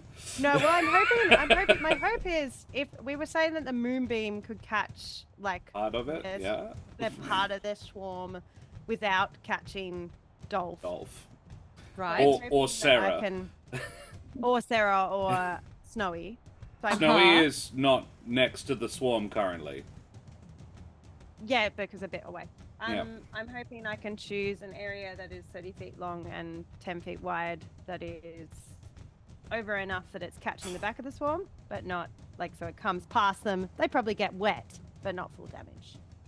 Okay. The moonbeam we can, be very precise with because it's 5 feet, 10 feet. Because we have Sarah and Dolph and ways away the bear. It would hit one more person, I think, because it's Dolph larger is than in that. the swarm. I can take the Yes, hit. either Dolph or the bear or Sarah and bits of the swarm next to the moonbeam. It's up to you. I will also say that the swarm is pretty close to death, and you're going to be probably, facing Zikran afterwards. Yeah, okay. I didn't want to cast the spell anyway. I'm going to throw an ice knife. at Well, them. I didn't want to cast it anyway. No, Don't- no, I know. no. No, I was going back and forth on the 3rd level, and I was like, I've already used the. Ravira, can I suggest Yeah. literally anything other than an ice knife that won't I hurt them don't and will have explode? They No, are- please do ice What do you knife. want? Please do. Do you want to? I'm just saying that- ton of water damage, or do you I'm- want a couple of explosions? Like, Well, no, my point is they're cold methods. I get that, but I have so many things that are concentration, and I can't. Do you? I can't do Ravira, do concentration. Hit them with your you- You stick. do. You do you. You do you. And I don't want to use a. You could heal yourself. I could. It might be more useful than nothing because the ice, I don't think will hurt them at all. Won't hurt them at all. I don't know this, but my guess is They're resistant to it. they're very I at would least imagine resistant. they are. I just have very Yeah. few spells. No, that I understand your conundrum. All right. I throw, as I initially said, I throw my hand out, and instead of a wave coming out, a thorn comes out. Ooh, Okay, what are we doing? thorn What are we whip. casting? Thorn whip. Yeah. Thorn whip, great. Attack them. That's a good option. 16 to hit. Yes, that definitely hits. Right on the money. 5. Magical What piercing. kind of damage? Piercing. Okay. That will be a little bit less. The swarm is still alive. All right. So then, and my bear is going to hit them again as well. okay. That's No, much we easier fuck 'em because up. what does bear do? Bear bites and claws. Sure. Yep. Yep. So 2 hits. First to hit is not going to hit. 10 Oof. to hit. So misses with the bite. Come up. Second one is a crit. Nice. 27. Okay. Yes. So No, are he we- comes so- back with big "don't you fuck me off" energy. Yeah. Uh, So are we doing the crit rules are 12, like the full, aren't they? Yep. The usual crits. Mm-hmm. So it will be 6, 7, 8 plus 12 is 20, 25. 25 damage slashing, I assume. Yeah. Okay, so yes, that is more than enough. You see the bear stand on his back paws and just slash at the methods, and one by one they start exploding.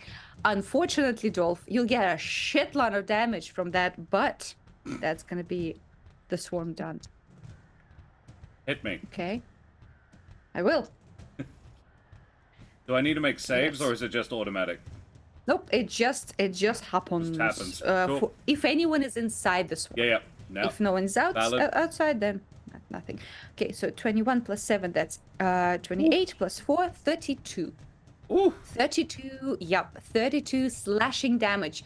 All of the methods explode at once, and Dolph stands there with bits of ice piercing his hide, but alive. Yeah, he's a little bit more red than he was before, but he's like, yeah. He is down to 65 hit points. Oof. All right. But you see that the guarding ice method swarm is done. The door is in front of you, and behind that door is probably the wizard. And this is where I think we should take a short break. Hell yeah.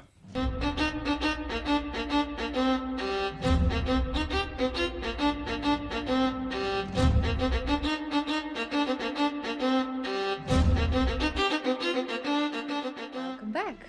We are continuing the last episode of Candlekeep Christmas, and we are standing right in front of the doors to the lair of an evil wizard, Zikran, who imprisoned our friend the Ginny and has put up a bunch of nasty little traps and even commands a bunch of ice methods to do his bidding.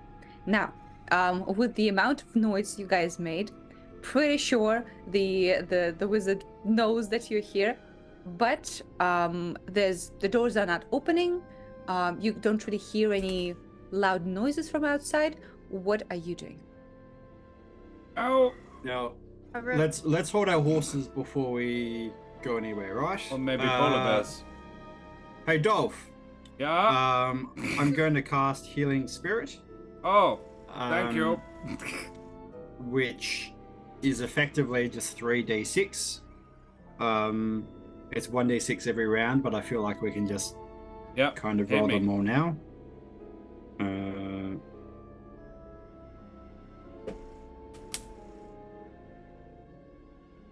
Big money. And 11. That? I'll take that, thank you.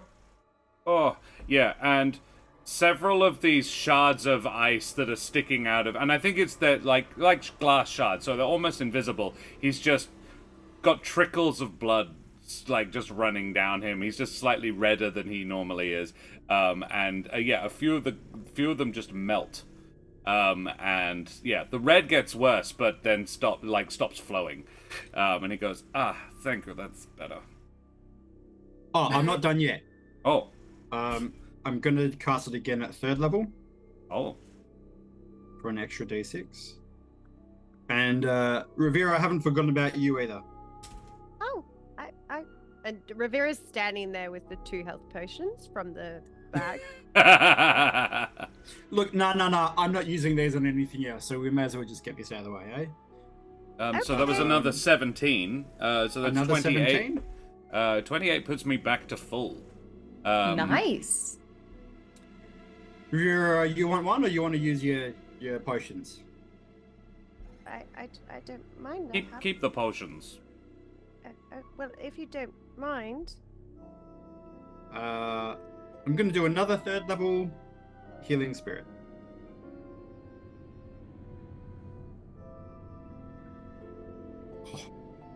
Whoa. 19. Wow. Was that 3 6s and a 1? Yep. Wow. Nice. Thank you. Very good. How are we all feeling? I'm feeling a alright? little bit more groovy now. Yeah. Okay. I mean, I can still feel some of the, and like Ravira's like pulling out shards. Oh. She's like still, but I feel much better. Thank you. This time, you stay behind me. I am so sorry I suggested that. That was a stupid idea of mine. Well, I mean, Talking to them never is a good idea. You were right all along. Well, that's how we made friends with our Yeti friend. I went out and talked to them, and no one shot anything at them, and it went quite well actually. But Well, but Hey, this look, time... yeah. Okay, let's go. Are we all ready? Let's. I don't have a plan. does it involve talking? No. I mean, do you want to talk to this fucker? I don't really want to Gaz, talk is to that what you anyone want? about it. My impression Well, from Gaz is that he's not very nice. Well, Gaz had originally asked us to ask first. Hadn't Oh. you, Gaz?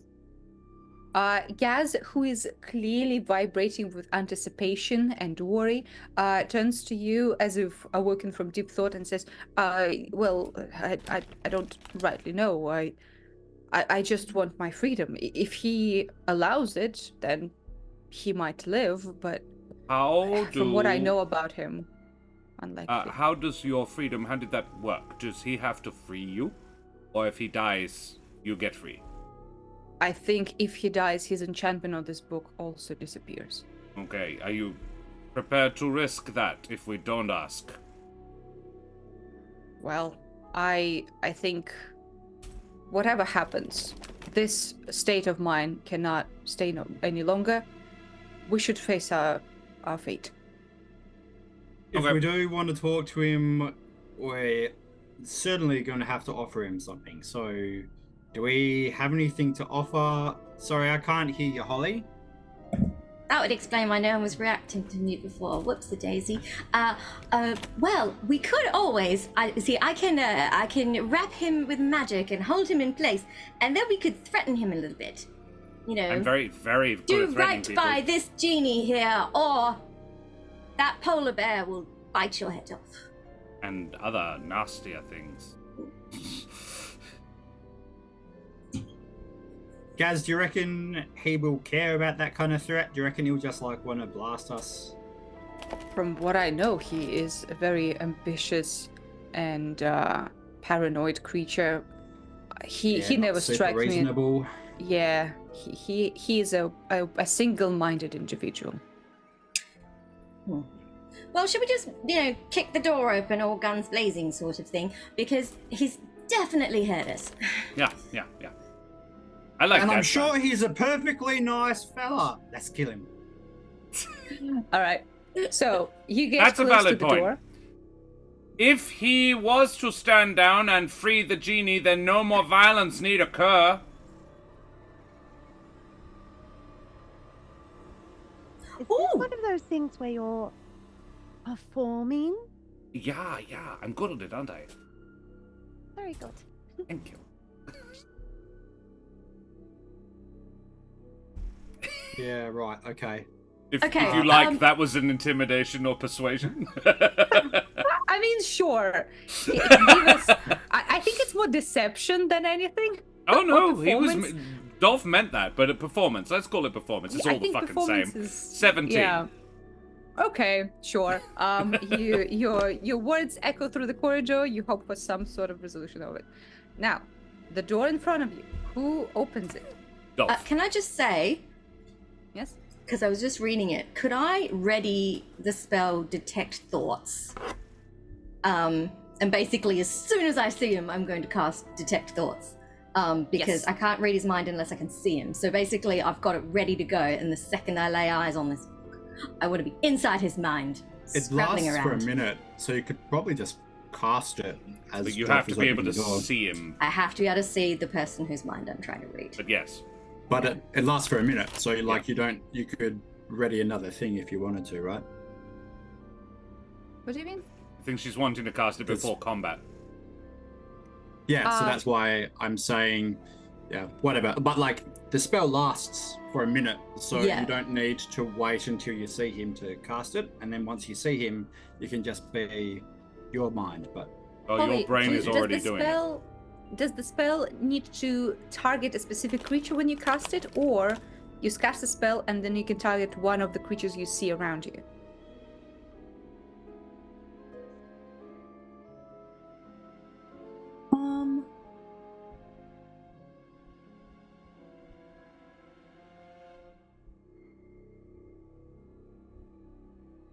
Oh, okay.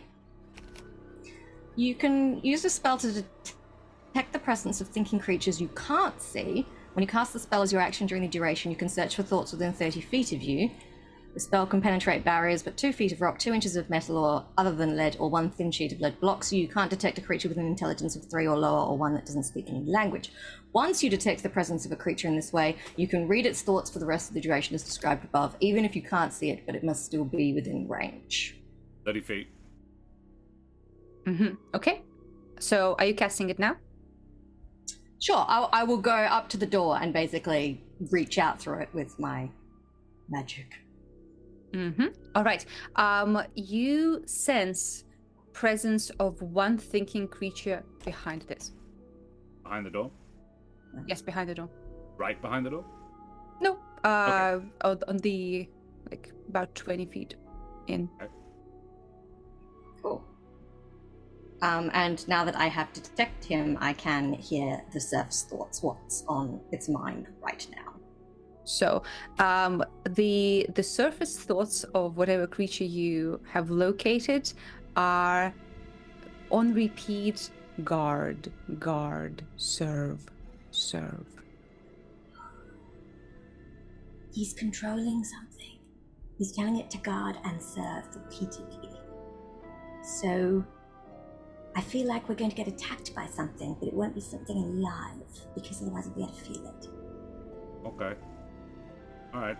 I can work with I that. also just want to remind everyone, historically, he has laid down magical traps that blast people with lightning. So just because we see a creature or something, let's not forget that he might also be laying some fucking mines for us too, yeah? Cool. Good point. Alright, we're good? Cool. He's about 20 feet back. And I'll kind of point where I can feel him in the room. Dolph is scraping a foot on the floor, and enters a barbarian rage. Nice. And then pushes the door open, unless someone has something else they want to do. Yes. Before Dolph opens the door, I would like to hold my action to cast Silence. For when I see a water genasi wizard-looking guy. Yes. Okay, so you do not wish to talk to him then. That's what I'm hearing. You will just try to attack him as soon as you Sounds see him. like it. Okay. That's Redding. Sure. It's not an attack, to be fair, but Redding is practical. Yeah, but the guy won't be able to negotiate or hear us if he has that on him. But he is a wizard. He is a wizard. Come to see the wizard. So keep Okay. him silent is not a bad idea. Yep. All right. In that case, Dolph, you are opening. Everyone else is behind. Redding is starting to cast, hoping to on sight silence the individual. Mm-hmm. As far as I remember, holding, you can hold for a round. Yeah. Yep. Okay. So, Dolph, give me an athletics check. If I am raging, then it is with Yes. advantage. Beautiful. A 22. A 22. Yes, that is good. It was close to a 10, so that's good. Yeah, 10 would not be enough, so I'm glad for your advantage. So yes, Dolph, you push at the door, and for you, it easily opens. A couple of things happen. First of all, you guys see the basement. It's a high vaulted basement with equipment akin to what Ravira and Redding saw in the laboratory that was abandoned by Zikran before. There's a bed, there's some chairs, there is a bit of different magical equipment. Things that bring command your attention, however, there's a few things. First of all, there is in the center of the room a large dais, and it has a crystal emanating dull blue glow from inside of it. It's a crystal with glow in it, and on the other side of the room, on a little platform, like the opposite of the door, you can see a huge cannon. The diagrams for which some of you saw when you were in the laboratory underwater. It is a magical cannon that is pointing towards the entrance of the basement. Right. Yes. The entrance that next Dolph to- just walked in through? Yes. Great. Love it. Love that for me. Yes. Next to the crystal in the middle of the room, you see, and the crystal pulsing with arcane energy, you see a water genasi with light blue skin and blue robes. He is standing, looking in your direction. Holly, something interesting that you notice is that he would be in range of your detect thoughts, but you do not sense him. Ooh. You can see light magical glow surrounding him. Apparently he was also preparing for battle as you guys were going in. And you can see that closer to the door, about 20 feet, is an air elemental that whooshing right in front, trying to, wait for an opportune moment to attack. And because both the air elemental, Redding, and Zikran were holding actions, I think we should all roll initiative and then resolve things as they go. Yeah. Valid. Yep. Everyone was go. aware. Oh, No one Yeah. is. Yeah. yeah. Let's talk, guys. Let's chat. Oh. 18. No, Holly, Zikran is 18, very nice. clearly not going to negotiate, so that's fine. 2 18s, an 11, and a 2. Yeah, Okay, I got so- a 2. Oh, Ravira is a 2. Vera. Yeah. Okay. Redding, 18. 18. Okay. Dolph, 11. 11. Okay. Now I have my air elemental. What's your dex, Brendan? It's a 20. Very good. Oh, okay, yeah, he's gonna go first. I'm not that dexterous. I'm the Air ranger. elemental is bad. Great. A strong 7 from the air elemental, by the way. Love it. Love that. I mean, it's better than a 2, but Yeah, but ooh. I was trying to roll initiative for Zikran and I put it right into my cup. Oh. Very neat. Very he- cool. It's that's a very on brand wet for him. die. Yeah. Yeah, true. I mean, it was just water, so that works. All right, well. Yo, that's natural 20. He was like, oh, give me some of that Yes, water give it some genasi water. magic. Yeah. Yeah, okay. All right, does he have any pluses to this? He does. Does he need it? Okay, sweet. Yeah, well, you'll see. So, he is apparently in his element. He is ready for intruders, and as you guys have seen, well, as some of you have read through his journals, he's a very paranoid wizard. So he is prepared for all and any outcomes. And as soon as you open the door, he says, first of all, he has a book next to him, as a wizard would, and he has a handheld magic device in one of his hands. And as he looks up at you, the only things he says is, "Give me the book with the genie, and I will let you go. And if you do not, well, this is what's going to happen." And he clicks on his magic device, and first of all, the cannon blasts towards you guys. I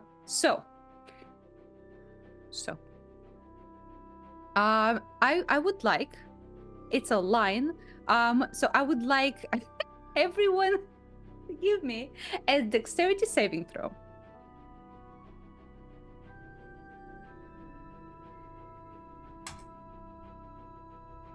Yes, you can. You absolutely can. It's a huge fuck off magic cannon that's shooting right at you. Oof, no. Mine's actually a 10 because I get a +1 on saves, which it is not adding for some reason. Okay, that is not enough. Didn't think it 18. was. Yay! Ready got and it. Teen, yes? I got a 21. 20, so 21. Nice. Okay, so Redding and Ravira both. Yeah, you're like, aha! You can see it's like one of those huge cannons on the ski slopes that throw like snow. Yeah, those. But the power to which it propels the snow is quite strong. So Ravira and Redding will get half damage. Everyone else gets full damage. Maybe. And I shall.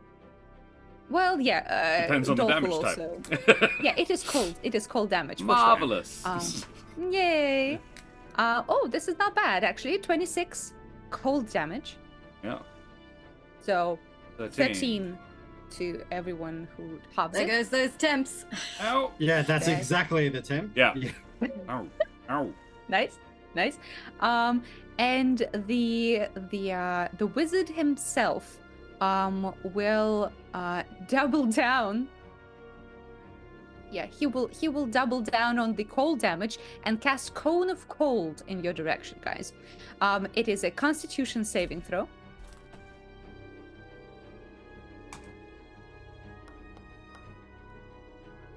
Please roll above a 10. 17. Also 21. 17. Nice. All saved. Let's go. Okay. Amazing. Yeah. How all far of you away guys is he saved. away? Is he from us? He is about 30 feet. So he's in the center next to the crystal. In front of him, in 10 feet in front of him, there's an elemental of air to the side a little bit. Behind him, there's the cannon on the opposite side of the room. Okay. Okay, so he does that. That means all of you halve the damage, which is great. I love that. 8d8. Let's go.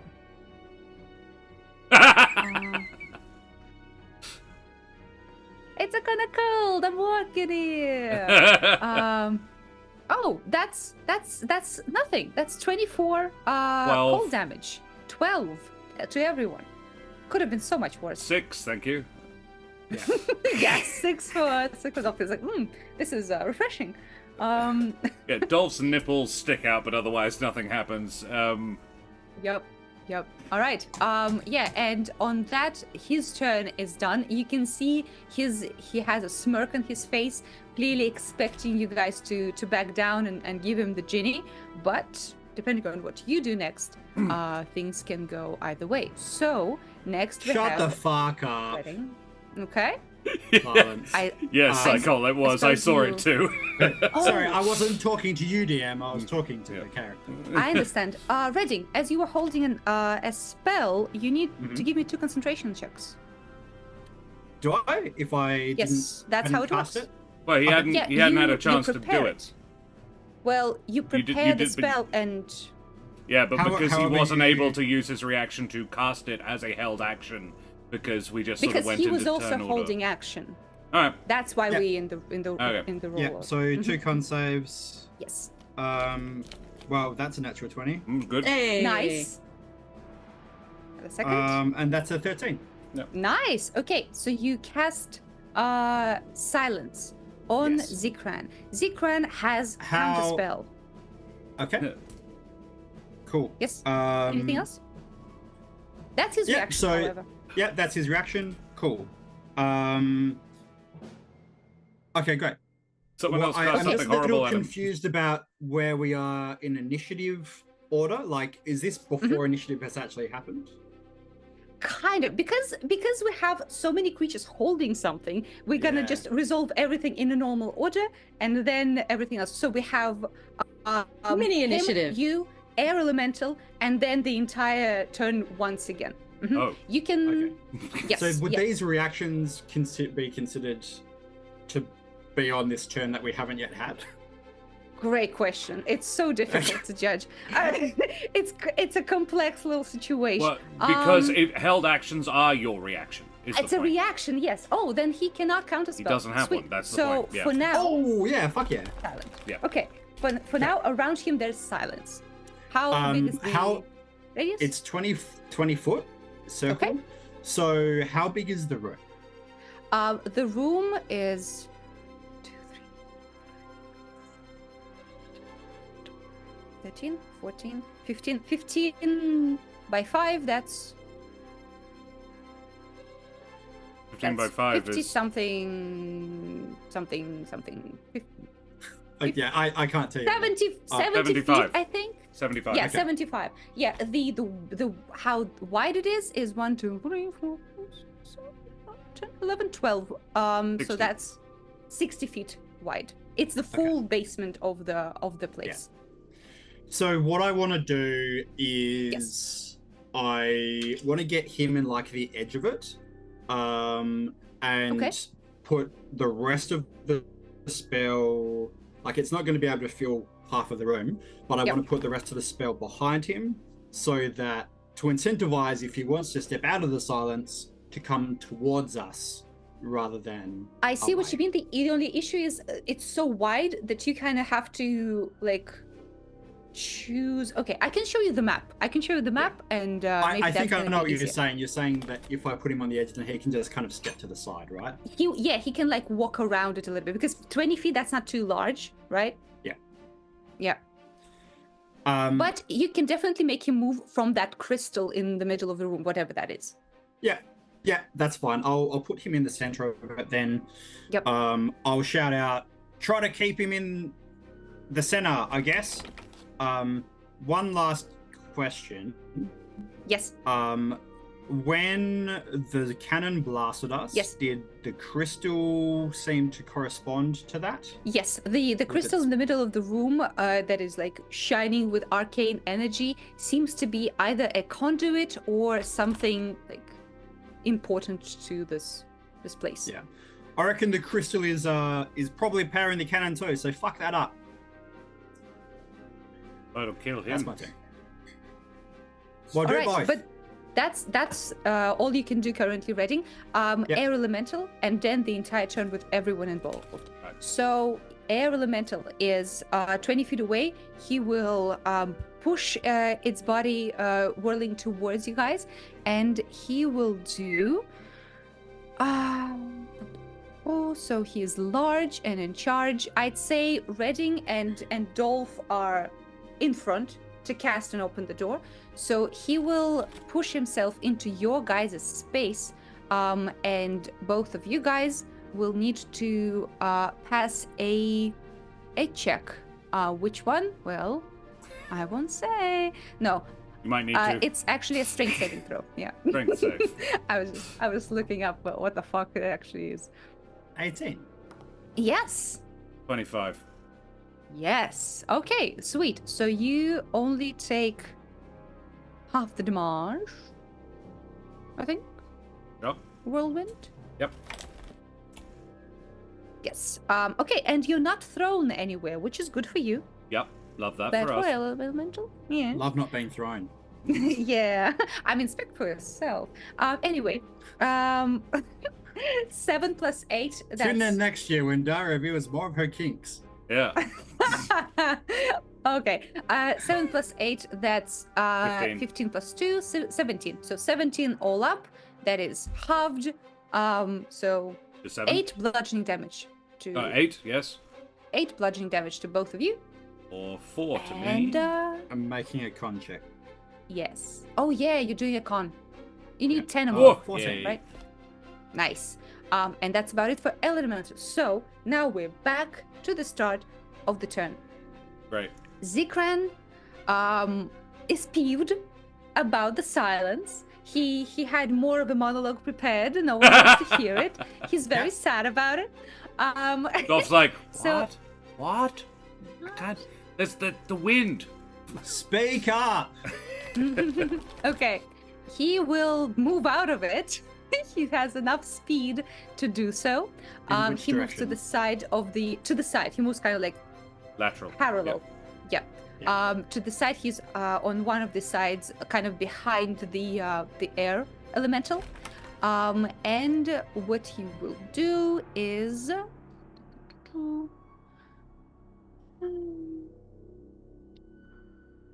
lightning bolts. Lightning bolts. It's Great. 100 feet long, 5 5 feet foot wide. wide. So I guess probably because the doorway is quite large, I think half of you would be available for zappies, not everyone. So he will choose Redding, and who would be behind Redding? Holly or Ravira? Or the bear? I think the Sarah. bear's probably behind you guys. Sarah. And Sarah. Okay, so Sarah and Redding get the brunt of it then. Yep. Okay. So you guys need to give me a dex saving throw.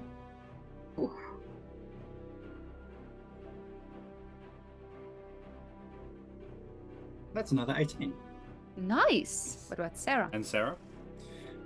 Sarah's not going to bother because she's a blue dragon and is immune to lightning damage. True. Heck yeah. Okay. It's like, zap me, bitch. See what happens. Yeah. Oh, the tickles. Let's do this again, right. shall we? Yeah. Oh, yeah. You Yeah, haven't so- met me, but I've learnt from you, mate. Yep. That's good. All right. So that's 8d6 halved. So that's what we get. 8 d6 is. Oop. Okay, so that's Oof. halved to 12. No, that's not 17. it. 17. Thank you. Math hard. So 17 is the damage that we take after succeeding? Yes. Cool. Because Sarah is blue, Redding's scar is going to briefly turn into blue scales, and he takes half Aw. of that. Nice. Okay, so you take whatchamacallit, 8 Eight. damage? Yeah. And you need to succeed in a con 10. Okay. At this point, it doesn't really matter. Probably. Yeah, that's true. But, Can you move the spell? no. No. I do succeed, so Hey. I'll keep it up until I need Oh, to drop no, it, no. just in case we want to keep him away from it. How much has he moved? He moved 30 feet. So if I was to, I don't know, hit him really hard back into it, shove That'd be him, funny. pick him up and carry him. Yeah, that would be funny. But yeah, he zaps, and seeing that it was less than effective, he snarls and says, "Listen, if you do not stand down and give me the genie, then I'll pull out the real weaponry." You've already used your and- big gun. And he clicks again, and the cannon goes off. Cannon does the same shit that it did last time. So Dex saves from everyone, but he's 21. Alright, come on. 21. That's great. Fucking 13. Oh no. Yeah, 13. Yeah, with advantage. 20 again. 20 again. Holly? 14. 14. Okay, so what about Sarah and Sarah? Bear? How wide a Hey. thing is this launching? Is this a cone? Oh, Yeah. this is a Right. 10-foot wide fucking swirl of snow Yeah. that fucks everything up. She got a natural 17. Nice. What about the bear? How's No, the bear he's looking? gone. Oh, he's Aw. gone. Okay. R.I.P. So- Snowy. Yep. So I think only Holly and Dolph did not succeed in this. But Okay. Dolph will also get lower damage anyway. So that's 76. Boop, boop, boop, beep, boop. Pop, pop. Just out of observation, DM, Yep. was this like a single door that we opened or two double doors? This It's a is giant yeah, Yeah. this is a giant door that you pushed open, and it is like So, but is it a single door or Yeah, it's was a it single door. two? Okay. Mhm. yeah. Cool. It's kind of like the Holly's same size looking- as one of the halves in the front. Holly's not looking so good. Yeah, Oof, this- okay. The held action really fucked us. Like, oh, now we're all standing right in one place. Yeah, and we can't do Yep. anything. Yeah. Yep. That's what he was banking on. But now both him and the fucking cannon gone. So you are free to do whatever you want to hack him up. So we all So take now it's 15 Redding. more? What was it? Yeah, I didn't hear the damage for the 31, 31 after base. 15. 15, yeah. I'm Everyone gets halved other than Holly. Can I? Or Holly. Can I please also cast a first level absorb element? Yes, you absolutely can.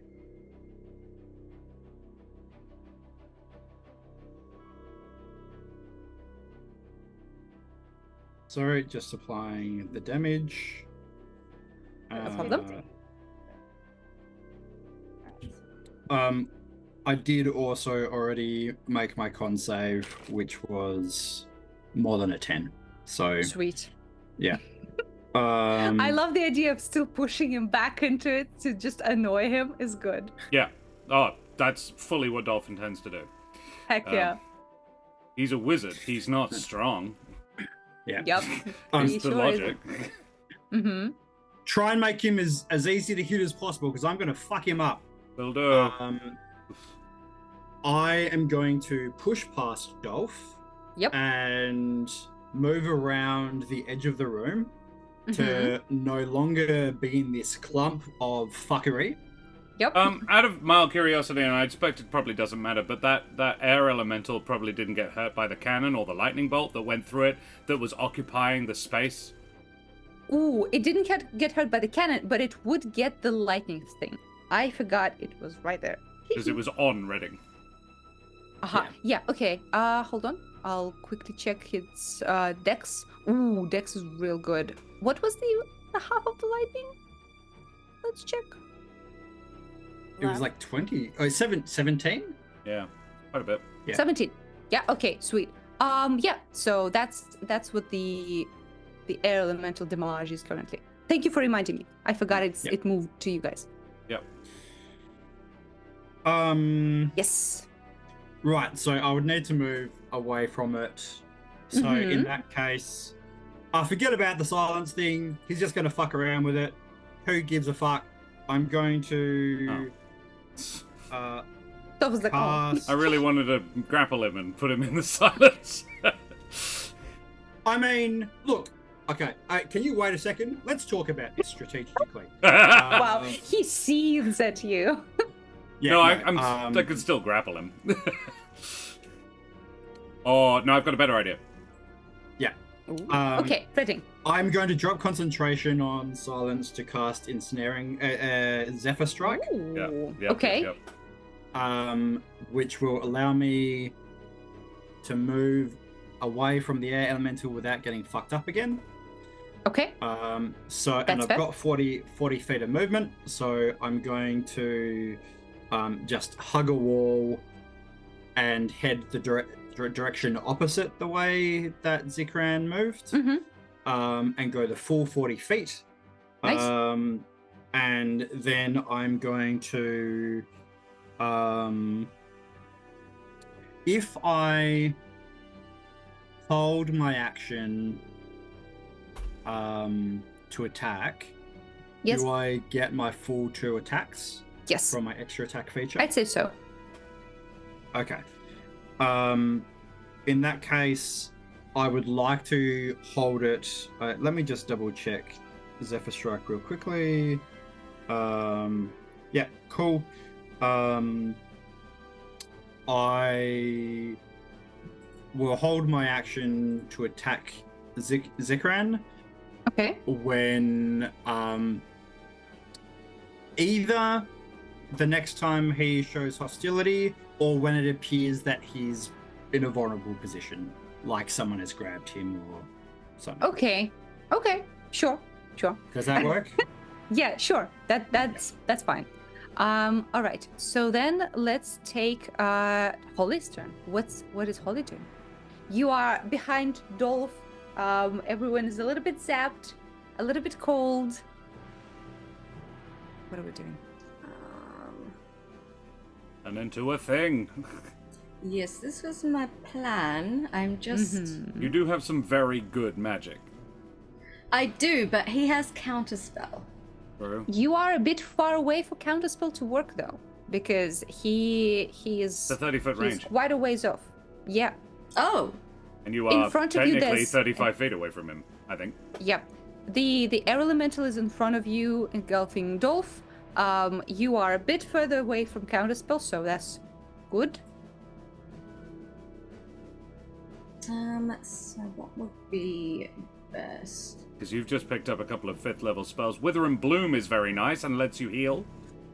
True. But only if they're next to the person. So no one's adjacent to them, are they? I don't think that's how it works. Well, also the air elemental is right next to you. True. You could wither the air elemental and bloom yourself. Be a jolly handy thing to do, because that thing is probably fairly tough. Sure, I really wanted to do it on him, but, whatever. Well, look.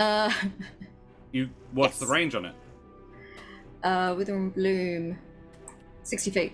Then you can do it on him. I can get him, but I don't get the benefit of healing unless it's something. I like if I want to heal myself, I have to be next to whatever I'm casting it on. Okay. It's I can't just pick anyone to give hit points to. It has to be someone within the same space. But so the air elemental is how far away from me? The air elemental is right in front of you, engulfing Dolph. So 5 feet away. I would get Dolph as well then. Don't you of your Each choice. creature of my choice. Okay, Yep. sure. In the area, yeah. Mhm. I mean, you could give it to me if you wanted, but it would be better if you did it to yourself because you take have to half be damage, motherfucker. you have to be in the you have to be in the area anyway. So yeah. Yeah. It's a 10-foot radius. You can area. Whatever. You what can do I get- say? you can get you put and the yourself in there. Yeah. And you can So upcast it elemental if you gets want. damaged, you get healed. It's all very nice. Yeah. And everyone clapped. I know I will. Cool. Casting- I will. Level? I could cast it at 5th, Oh, come Um, up. Well, come up. and Come up. so I can focus on the main guy. Cool. I'll cast it at 5th level, Blooming Wither on the elemental, me, and Dolph. But I Oh, will yeah. heal myself because I am very low on hit points right now. Yeah. You have to make a con saving throw Okay. for the air elemental. Lovely. Okay, that is 14. What is the? Don't think so. What is that? What does it I don't say? think on 10th level it's 14. I think you pretty much failed. She's a wisdom caster. It'll say at the where's top the of your frickin- spells. In your spells. Oh yeah, tab. it's the 16 DC. Sorry. Yeah. Oh yeah. Cool. So it will take necrotic damage, 2 ones. Luckily, fuck I'm you. casting it at 5th level, so I get to add some extra dice to that because it's not automatically doing it. 3rd or higher, so 4th or 5th. So I get 3 more d6s Nice. Nice. because it didn't. 3 2s? That's Oh. some bollocks. That is 8. some absolute bollocks. 8. 2 ones, 8. 3 Necrotic. 2s. That Okay. that is so. What a waste of a 5th level. Yeah, that's rough. Yeah, that's that's rough. And you heal yourself by quite a lot because you can now use Yeah. 3. Increases by 1 for each, so 3rd, 4th, 5th. So I can roll up to 4 hit dice. Adding your to- con mod every time, which Yeah. is I think 1. My con mod is +2 actually. Nice. So that's.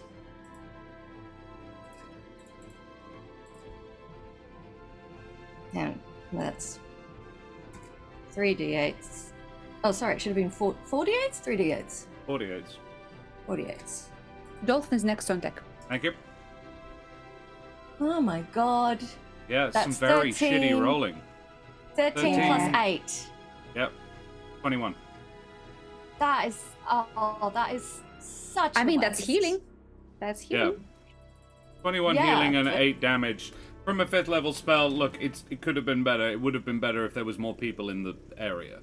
That's such a waste. I'm so sad. Don't forget Do you to wish- spread out. Yeah. Yes. Do you wish to move, Holly?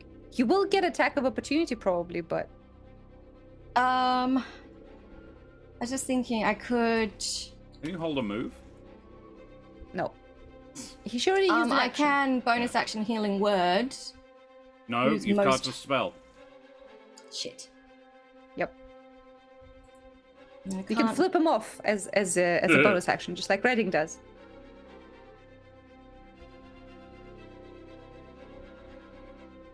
That's it, Holly? I don't want to get an opportunity attack. It's No. the trick. That's fine. All right. In that case, Dolph Dolph. is going to cop the opportunity attack. Go ahead and make Smart. that. Slam. He casts slam. It's it hits. It's like 26 Yep. or something. Yep. Not that it matters. Barbarians. Ooh, good damage. 18 damage. 9. Half to 9. Yeah, look. I'm below half health, everybody. And I have just begun moving. Yeah. Cool. I am going to... how far am I from the wizard? 30 feet?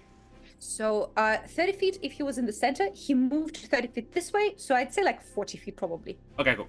My movement is 40 Yeah, feet. because he's like on the other side. Yeah, cool. Yeah, my movement is 40 feet. So I am going to Heck lower yeah. my antlers. I have definitely maintained concentration on my rage, because I have copped a fuck ton of For damage. sure. Yeah. I would be unconscious if I wasn't raging. So, yeah. I am going to lower my antlers and gore him. Or at least attempt to. Nice. And yeah, I'm going to... Yes, I make a melee attack against him. A 19 to hit. Yes. Oh, yeah. As you rush towards him and lower your head, you see a flash of fear in his eyes. This is a guy who's not in habit of fighting physically. Yeah. And yeah, I deal... he is going to... Antler charge. This is it. Yeah. He needs to make a strength save. Okay, sure. Hey, what's your strength, Zikran? Oh, a flat 14. 16 is what he needs. Yep. And I don't particularly want to do that to him, actually. He's large or smaller, they must make a strength save. On a failure, the target is pushed 10 feet away from me into a space of my choice. Can I not do that to him? I don't want to do that to him. Yeah, I mean, I want to he's do the next to a damage. wall. Oh, He's sure. next to a wall. You He might gets as well, slammed like, into the wall. pin him. Great. Yeah. Well, he gets slammed into the wall, and he takes 1d12 for an 11 plus 4, so 15, Nice. and a further 6. A further 21 d6. This is... Oh, wow, yeah. So, no, sorry, I am raging. So it's 15, so 17 plus 4, 21 all up, yes. Nice. Magical slashing mostly, but some piercing. Heck yeah. And then for is my there anything else? second action, Yeah, go for on. my second attack, I'm just gonna... Actually, for my second attack, I am going to grapple him. Ooh, okay. Go on. I am Is going... that athletics versus acrobatics? Yeah, I think so. Yes, okay. He will try to get out Fuck of your you, grasp. fucking dice. Ooh, I do he have rolled- advantage. wow. Okay, he rolled a 21. I got a 24. Nice. I mean, yeah. Dolph. Yep. So Dolph rushes towards him, smash it like just, I have a present for you, and buries the axe into his shoulder, the candy cane that is bizarrely sharp now along its edge. And then he just sort of headbutts the guy, and when he's sort of a little bit stunned for a moment, Dolph then just wraps him up in a massive hug and says, "You've been very naughty," squeeze, and stands up, and then Dolph puts Zikran between Dolph and the cannon. Nice. Okay, that's smart. You feel him in your grasp. He's a little cold and damp and a little slimy to the touch. And as you squeeze, you hear like, ugh, just like high school. Ugh. And he's dangling in your hands. Good turn. That's me. Next. Yeah, that's you. Next we have that was Dolph. Next we Believe have it's the Air elemental. Elemental. Yes. Okay, Oh, sorry, just before that. Yep. Yes, sorry, what were you going to say? He's Before vulnerable. Elemental goes. Yeah. Before the Elemental goes, however, Ravira and Holly, you see Gaz, who is vibrating, looking at the Elemental and Zikran, and he turns to the Air Elemental, and gathering all the power he can have in his voice, he looks the elemental up and down and says, "I am a noble genie, Gazri Azam, and I command you to leave this place." And he will try to utilize his highest standing as a noble genie to make the air elemental leave. That just depends on how well he rolls. Heck yeah. Ooh, he rolled a 2. That's Unfortunately, unfortunate. the power that he expended keeping Ravira in this place took a lot out of him, and Genie cannot banish this air elemental. Good thought, though. But Go on, Redding. Yes. Grappled, I believe, doesn't give me advantage on attacks. I don't think so. But I'm going to. But he is very still. thematically use this anyway. So I would like to try 2 attacks, which are both going to have sharpshooter on them. Okay. I don't think a 12 or 12 would that do it? Zikran? No. Yeah. If he didn't have his mage armor on, it would, but he had time to prepare. What about 16? Yes, 16 does. Excellent. Zephyr Strike gives me a bonus. I also am going to use Favored Foe, so that's going to give me a bonus as well. Mm-hmm. Cool. So 19. Yeah.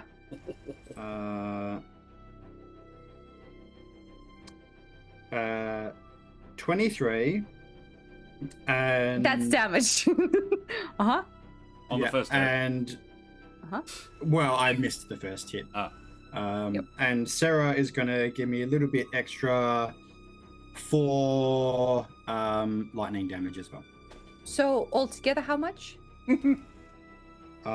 Great question. It was 19 plus 23, or 19 20 plus 8. okay, But 19 plus 8. Okay, 27. sweet. That's very good. All right, good shit. Anything else, Redding? Oh no, you were holding a reaction. In that case, next we have Ravira. Do we? Without wanting Yes, to we shoot do. ourselves in the foot, what about the air elemental? Oh, you're so right. You're so right. Thank you very much. that was I'm part of my forgetting that. tactics of jumping in right before the. I'm a good You boy, I'm sorry. stinky. Yeah. Yeah, look at just the good boy. No, In that look, if case- Josh hadn't said it, I would have said it. Yeah, Holly, he's attacking you because he withered and bloomed him without Barely. his consent. Barely, yeah. So it's a 2 slam. Pow. First is 22 to hit. Second maybe does not hit at all. 13. Second misses. Good. Sweet. So only 1 attack.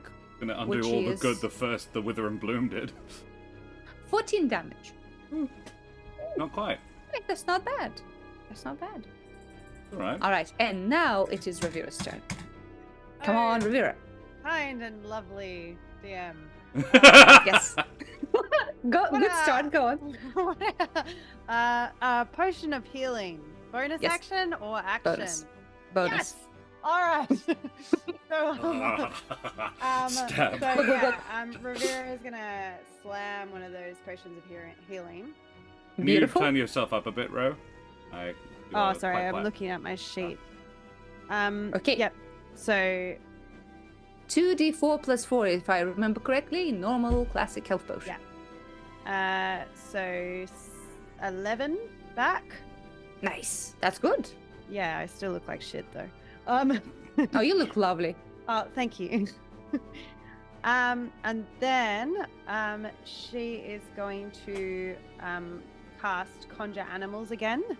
So she's going to put out her arms, and this time the 2 brown bears are going to appear beside her, and they're going to Yes. come in front of her. Fuck 'em up. Nice. We're attacking the air elemental, I suppose. Yeah, so that is Ravira done. But But then the 2 brown bears are going to run at the air Yep. elemental. Mm-hmm. So both of them are going to do a multi-attack. with a bite and Nice. claws. Do you want me to just roll all 4 20s in one go? Yeah. We'll resolve it all together. So it is plus 6 to hit. So I've got a 22, an 18, a 19, and I can't see the last one under my thing. Hover over the thing, it should tell you. Hover your mouse over it. 13. No, there were 2 was the one that I hadn't seen. Ah. So yeah, 18, 22, 19, and 8. Okay, everything except of the 8 hits. Give me 3 attacks of damage. So I then have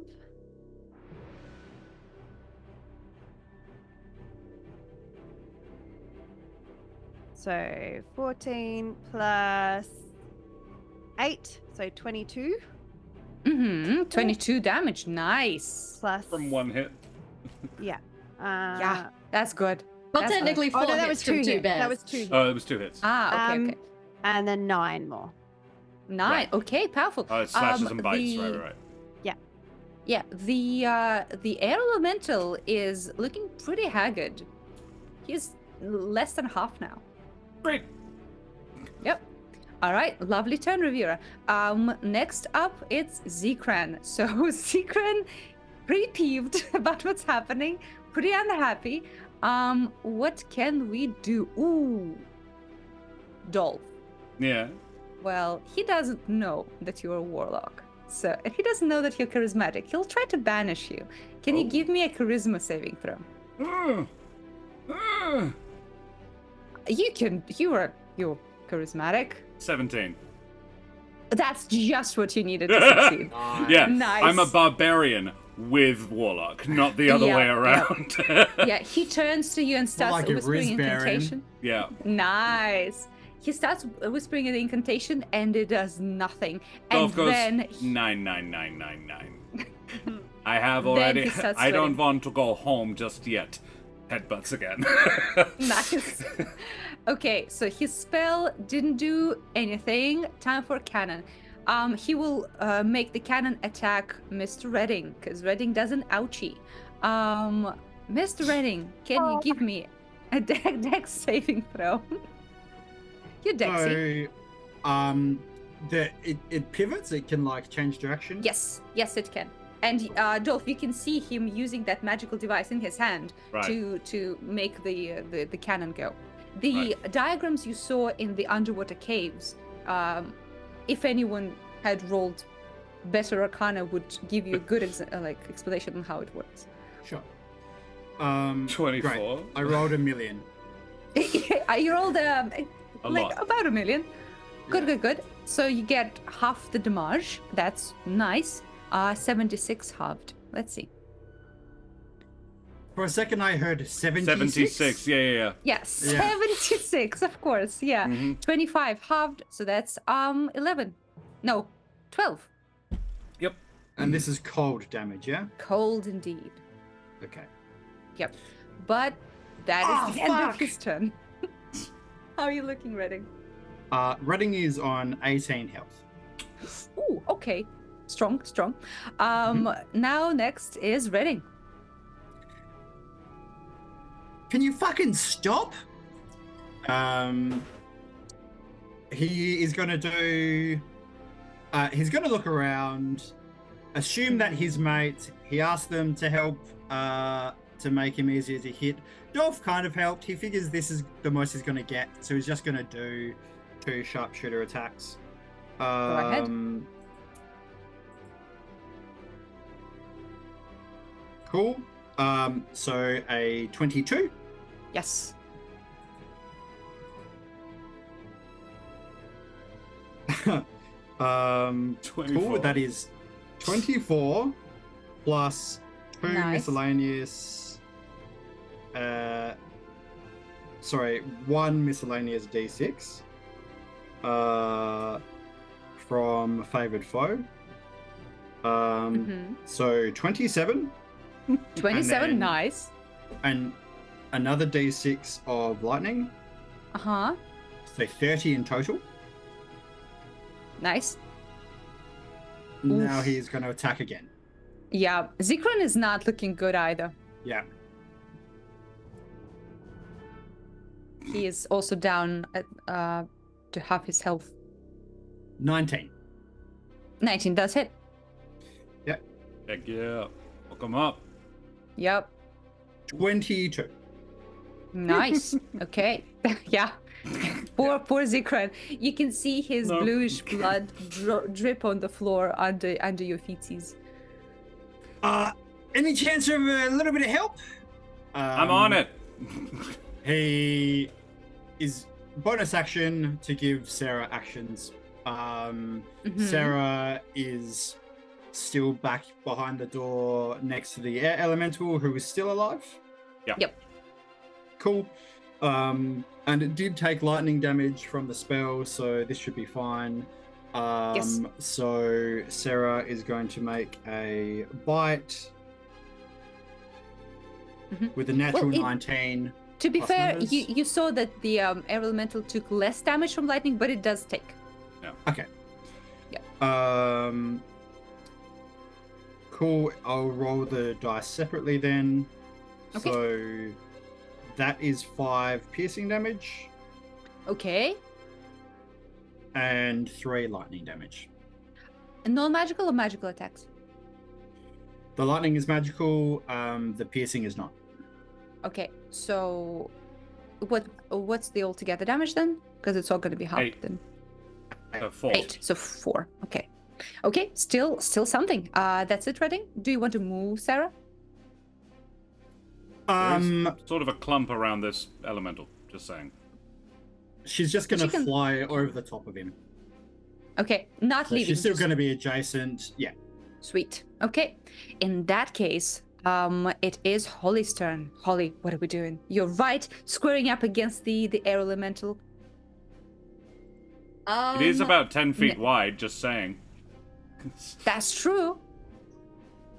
That thing that Ravira was talking about before. Oh, yeah. Oh. And there's nothing behind him currently, so... Except the a cannon. elemental. Yeah. And there's nothing in him either. So, Holly, what would you like to achieve? It's like a wave wouldn't work on an elemental, but I suppose, like, technically it does. Wash away Why the not? particles of air. It can't be an air elemental if there's no air to be. There are 2 bears quite close to the air elemental also. But I believe technically an air elemental is a large creature and therefore 10 foot square. Yes. So yes, they that can't is be correct. in it and therefore in danger. Yeah, sweet.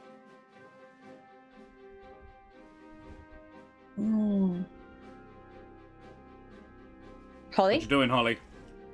I will move forwards then. Holly, come on. Just feel really burned from the last spell I cast. What are you gonna do? Not Okay. cast spells? Are you gonna turn into an animal, maybe? I could turn into something, but yeah. Yeah, sure. Turn into a polar Join bear. the bear party. Yeah. Use your magic star stuff. Yeah. Oh, could you guiding bolt Zikran? That'd be good. Like, But Dolph, your back is to them because you turned Oh. him towards the cannon. Oh, okay, sure. Yep. He has partial cover. But still doable. Holly, come on. What are we doing? Use the water wave. Wash away the thing that's attacking you and hurting you. sure, why not? Yeah, fuck him up. What It's am I got doing? to pass Dex save of 16. Dex save. Okie doke. I don't think it passes. Nope. And look at that amazing roll. It takes a whole 13 points of damage. Why do I even bother? Listen, that's something. He's Alright. already down past his half. He's getting Yeah, to the but- ouchies. These are well below average. Yeah, And I don't have any bonus actions that are worth shit. All right, so that's it. That's your turn, Holly. Yeah, and if I leave, Okay. he'll attack me and Can might you even use your kill bonus me. action to turn into an animal? Or is that You're not that kind of don't worry. Only Moondruids can do that. Sorry. Dolph, what are we up to? Dolph is going to make 2 melee attacks against this guy. Yep. Probably. How far away am I from the cannon? About. Hold on, I'm gonna consult the map. About 40 feet, sort of, kind of. So what Dolph is going to do is bludgeon Zikran against the cannon. Okay. So mechanically, what Dolph is going to do is hit him twice with his axe. But like, for flavor, Dolph is going to smash him against the wall a couple of times and then carry him over to position him right in front of the mouth of his cannon. That's funny. That's good. Sure. You can move him by half speed, right? To move a creature of your size. That's true. Do you have enough? I am no. You I've got 40 dash. feet. You can just dash. Yeah, but that's like an action. I want to hurt him. Yeah. Okay. Can I attack the thing in his hand? He's like, you said he has a control wand in his hand that he's been waving around a lot, like a big dick, and I'm just like, okay, well, I'm grappling the guy. I'm just gonna smash his hand against the wall. Okay, so are you attacking him or are you attacking the handheld device? I would like to attack his hand. So Zikran himself. I am using one of my arms to hold his hand out, and I would like to use my axe to cut his hand off. How good is this player bullshit? Daria? Yeah, this is such bullshit. You can do one or the other. Yeah, but what if both? Yeah, I don't want to damage the thing. I don't want to break the cannon. I want to break his hand. Okay, attack Zikran. I swear to God. It's like corralling puppies. This is why Redding has just been laying damage into him. He feels like, 18. well, if he's dead, he can't use the controller. Yeah, well, if his hand's not on, he can't do that either. For max damage, 15, 16, 18. 18 damage, that's pretty good. On his wrist? On his wrist, yeah. Oh, hold on. Okay, 16 wrist damage.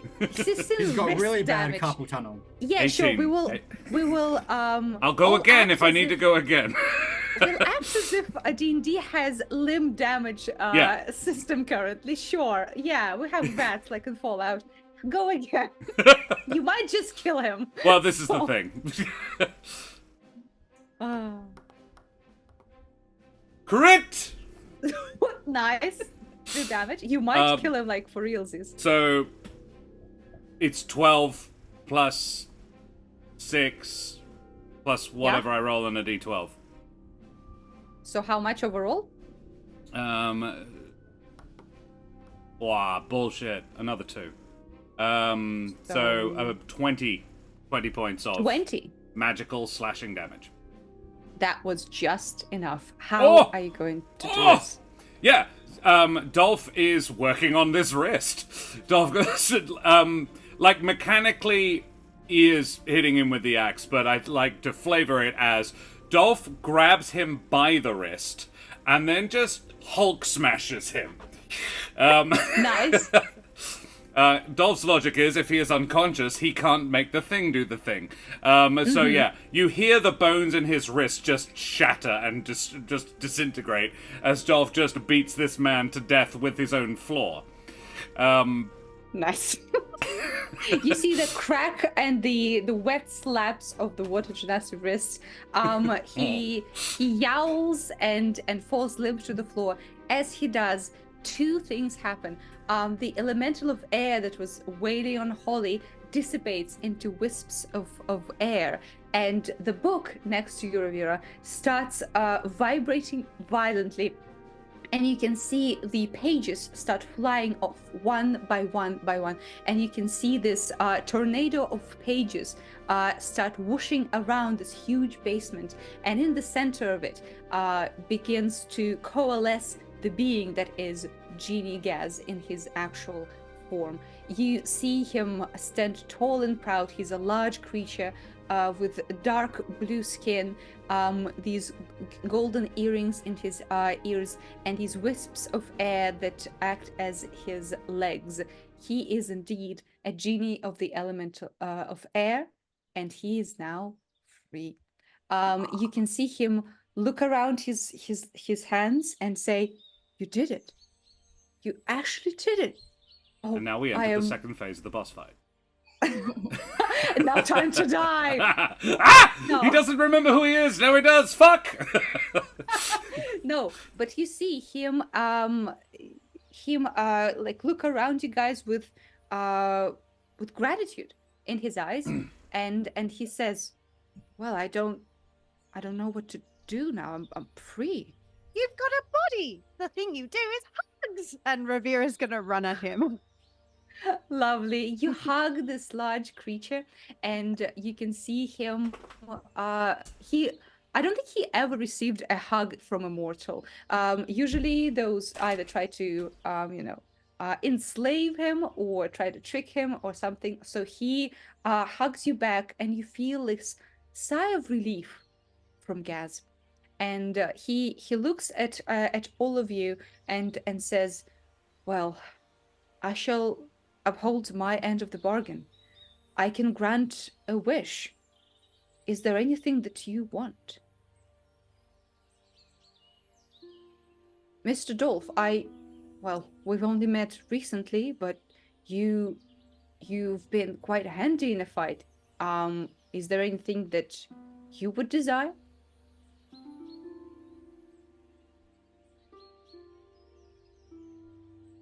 Something I get semi-regularly asked for.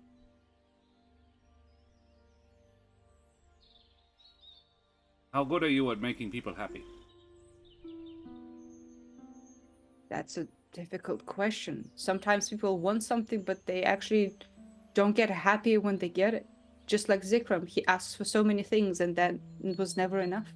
This was always the problem, because a lot of people equate things with happy. They don't want to just be happy. They want to have the thing, and then because of that, be happy. I am wondering if you can make people happy.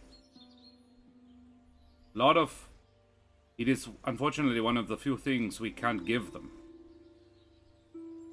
So... I think I have although if you're looking for something a little bit more useful, something possibly a little bit more doable, I shouldn't be fobbing off difficult requests on somebody else.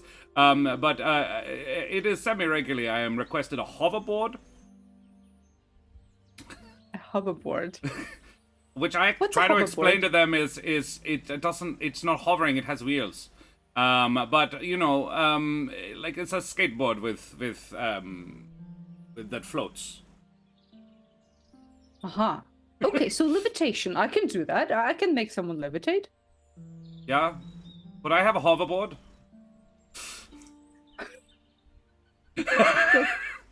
Sure. Holly, what about you? Oh. Holly's like sitting on the floor and looks like trash because she's 2/3 dead and salty about fucking up all her spells.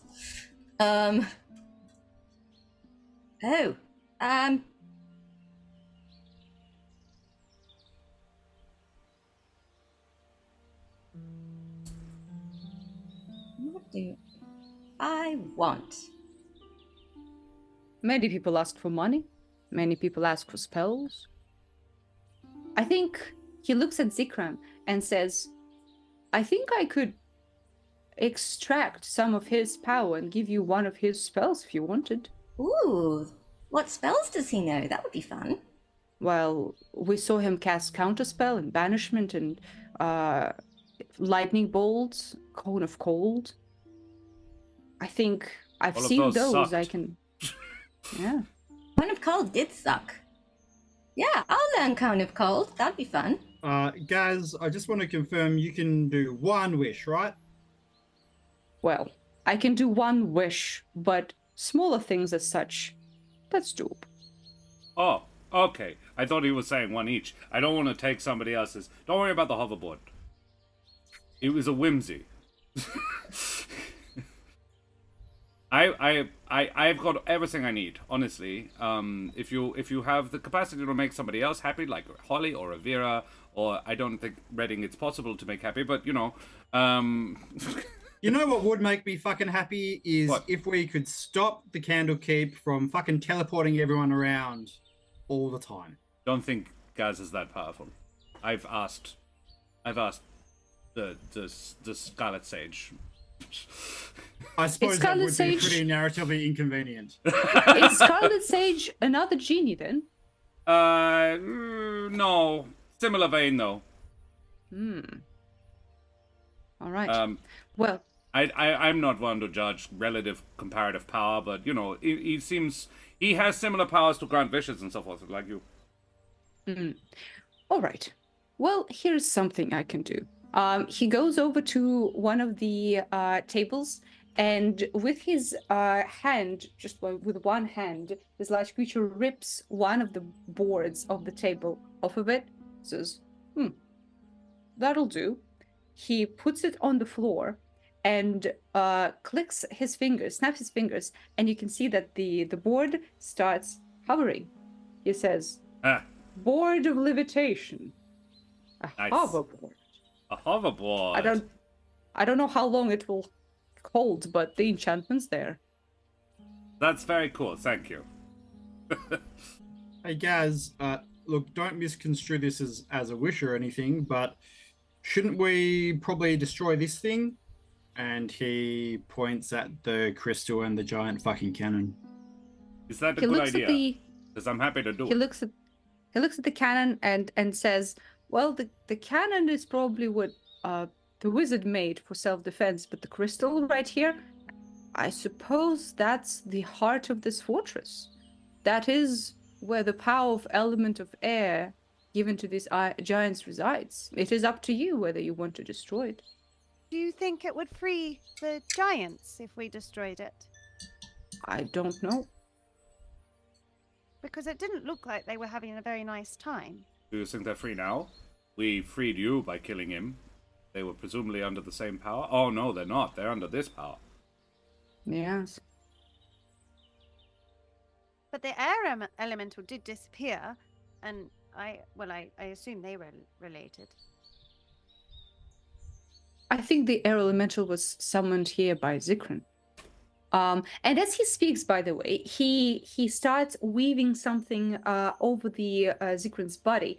And Holly, you can see a string of runes start to spin out of his fingers and towards yours. And you can add Cone of Cold to your spells. I will do that for you later.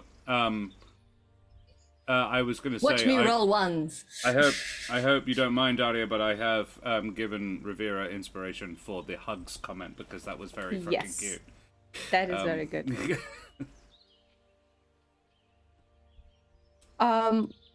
Yes. Is Sprinkles still on the ground? Oh, Sprinkles? Holly? yeah, she's still sitting on the ground. Ravira is going to go over and say, it's okay, and cast Healing Word on her. Aww. And you get...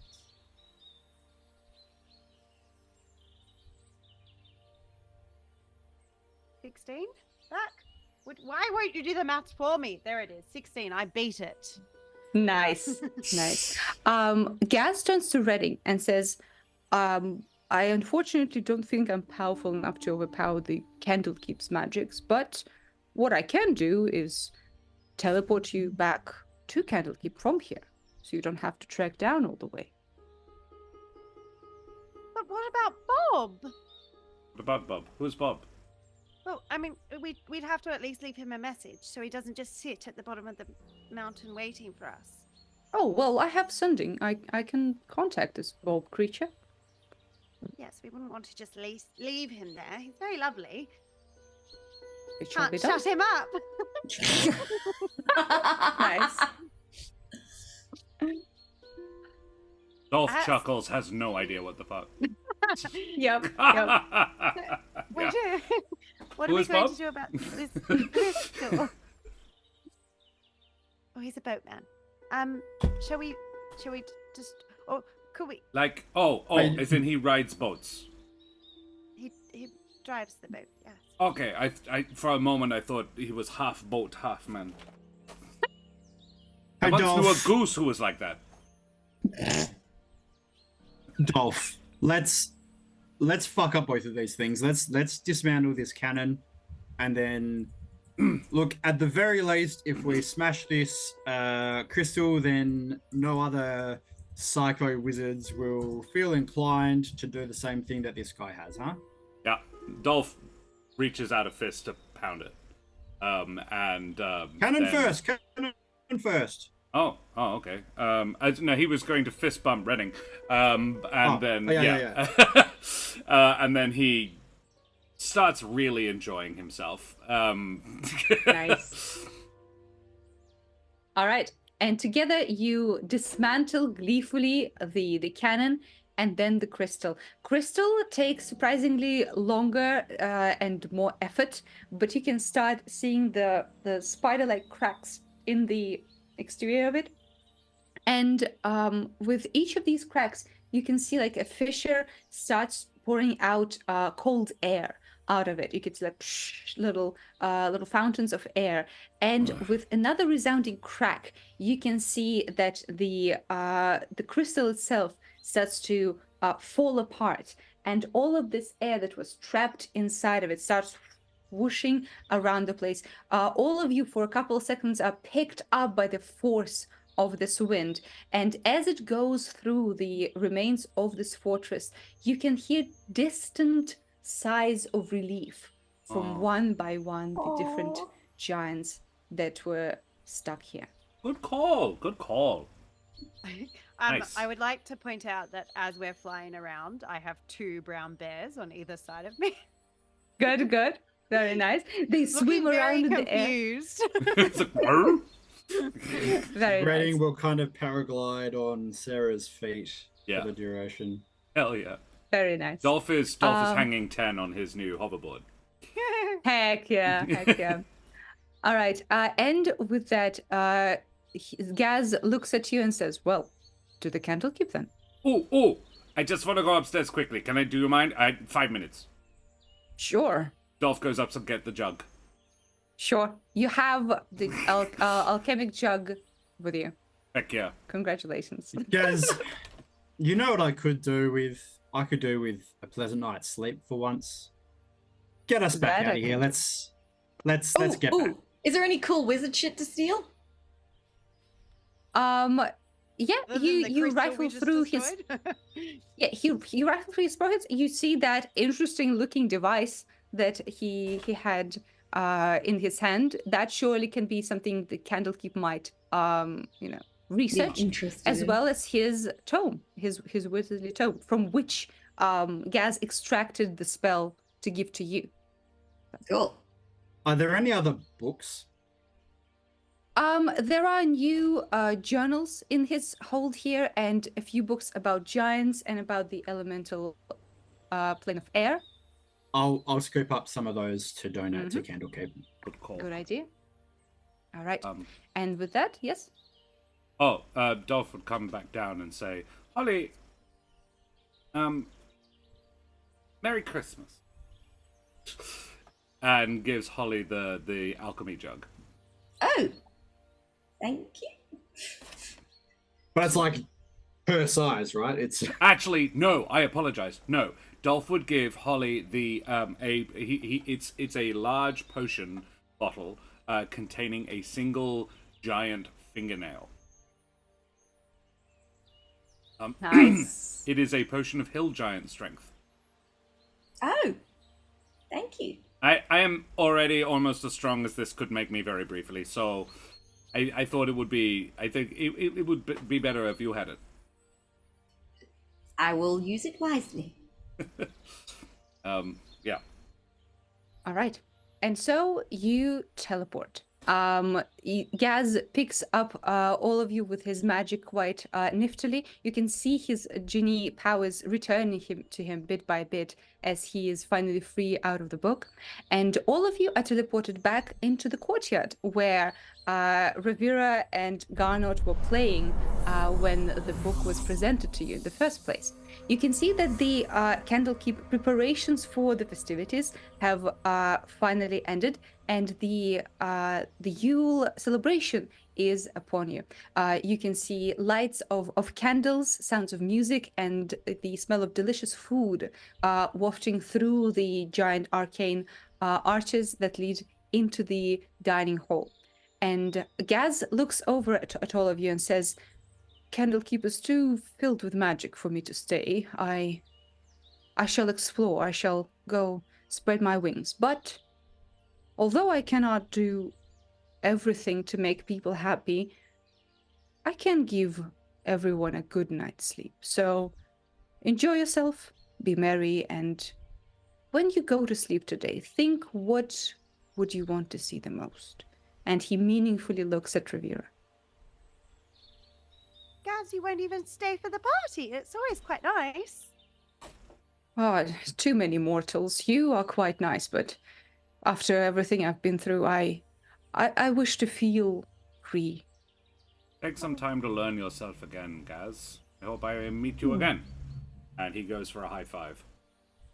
He doesn't know what to do, but he gently strokes your palm.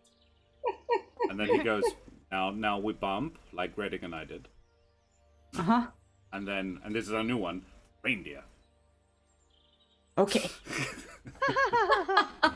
Why are you putting your hands up? You have the antlers. It's the action, it's what you do. Ravira is gonna go for a hug, and I'm assuming Gaz teleported her bears as well. So yes. They're both gonna kind of get in on the big hug Ravira pile. hugs, and then there's two. Bears are just sitting there looking confused in the middle of this empty fortress. Yep. No, they came with us. They're giving Gaz a hug. Very nice. All right, and with that hug, Ravira, you can feel Gaz starting to dissipate in your hold, and he turns into a wisp of air, and wind picks up, and he flies away out of Candlekeep. All right, and with that, we'll discuss our favorite moments, and then we don't actually have anybody coming to join us. No one's available. So if you There want is to, one person. oh, is there? I didn't see. Whomst.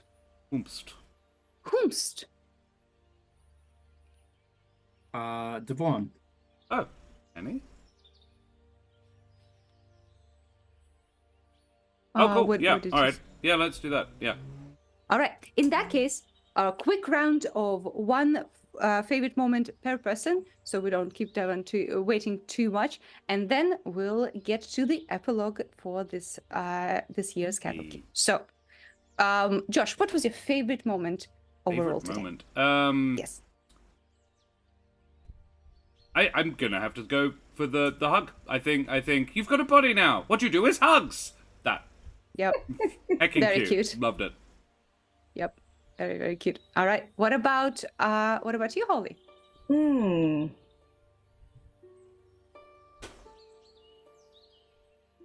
I really like just the back and forth as we're traveling through the castle. And we're like, we should look at this, we should investigate this. And Redding's just like, can we just go? I just want to go and deal with the thing. And we're like, ooh, what does the jug do? And he's like, gotcha. What kind of sauce does it make? It's such, if you don't it's it's like, stop it, or I'll turn us around, we'll go back. No one goes to Disneyland. It's very that energy. Yeah, I think Redding is a DM's best friend, but the character's enemy. Yeah, kind of. All right, and what about Roe? What was your favorite moment? I really enjoyed the moment where everyone was like, yeah, go talk to the thing, and Redding shot an arrow into them. I thought that was hilarious. And then the aftermath of Redding being like, yeah, see, talking never works. Yeah, that was very good. No joke. I thought that was hilarious. Never works for me. I'm like, well, you shoot people. Yeah. All right, and speaking of Redding, Brendan, what was your favorite moment? The main combat was a lot of fun, but I think in response, Redding and Brendan felt bad for he didn't sabotage the diplomacy because the diplomacy didn't happen, but he felt bad that Ravira was there to cop all the damage. So Yeah. him, without apologizing, just dishing out all of his spell slots to heal people back up. Yeah. Yeah, without that's nice. actually saying sorry about that. Yeah, that was cool. Redding is quite rough on words, but he's actually very protective and gentle with people in action, which is very nice. Yeah. Yeah. My favorite moment was Dolph giving Holly a present. I think that's very cute. Because like it's just a nice way to finish things up, and it's nothing too major, but just I love when characters think about each other and try to do something nice for each other. I want to be That's clear. very nice. He actually has that item. He just doesn't need it. He Nice. did. I wasn't bullshitting and just. I found one in this castle. Yeah, no, that was a real Yeah, thing. I that know. he had. Yeah. I know. And besides, you have an alchemy check now. That's Yeah. pretty good. Can I do a second really quick one? Yes. The whirlwind at the end was Yeah. super nice. Mm. With and when the crystal and the size of the giants being free, that was a nice thing. Ready. Yeah. Lilith says, favorite moment, no one is surprised, everyone is prepared. I'm like, the problem is, Lilith, not everyone was prepared. I opened the door and then got hit twice. I'm like, I mean, I was gonna run in, but no, I guess not. I mean, you really pinned him down real good. Oh, Like, yeah. Yeah, as soon as someone breaches his like physical space, the boy's done. Yeah, the when boy is when gone. Dolph gets going, things happen, but took him a Yeah. hot minute, yeah. I mean, it was tense, but I think everyone played it quite well. Yeah. And when you were able to spread out, it was good stuff. Yeah. Good stuff. Alrighty, well, Alright. we'll go for a short little breaklet and bring in other Josh and be right back. Yeah. Say goodbye for a moment, everybody. I see you in the epilogue.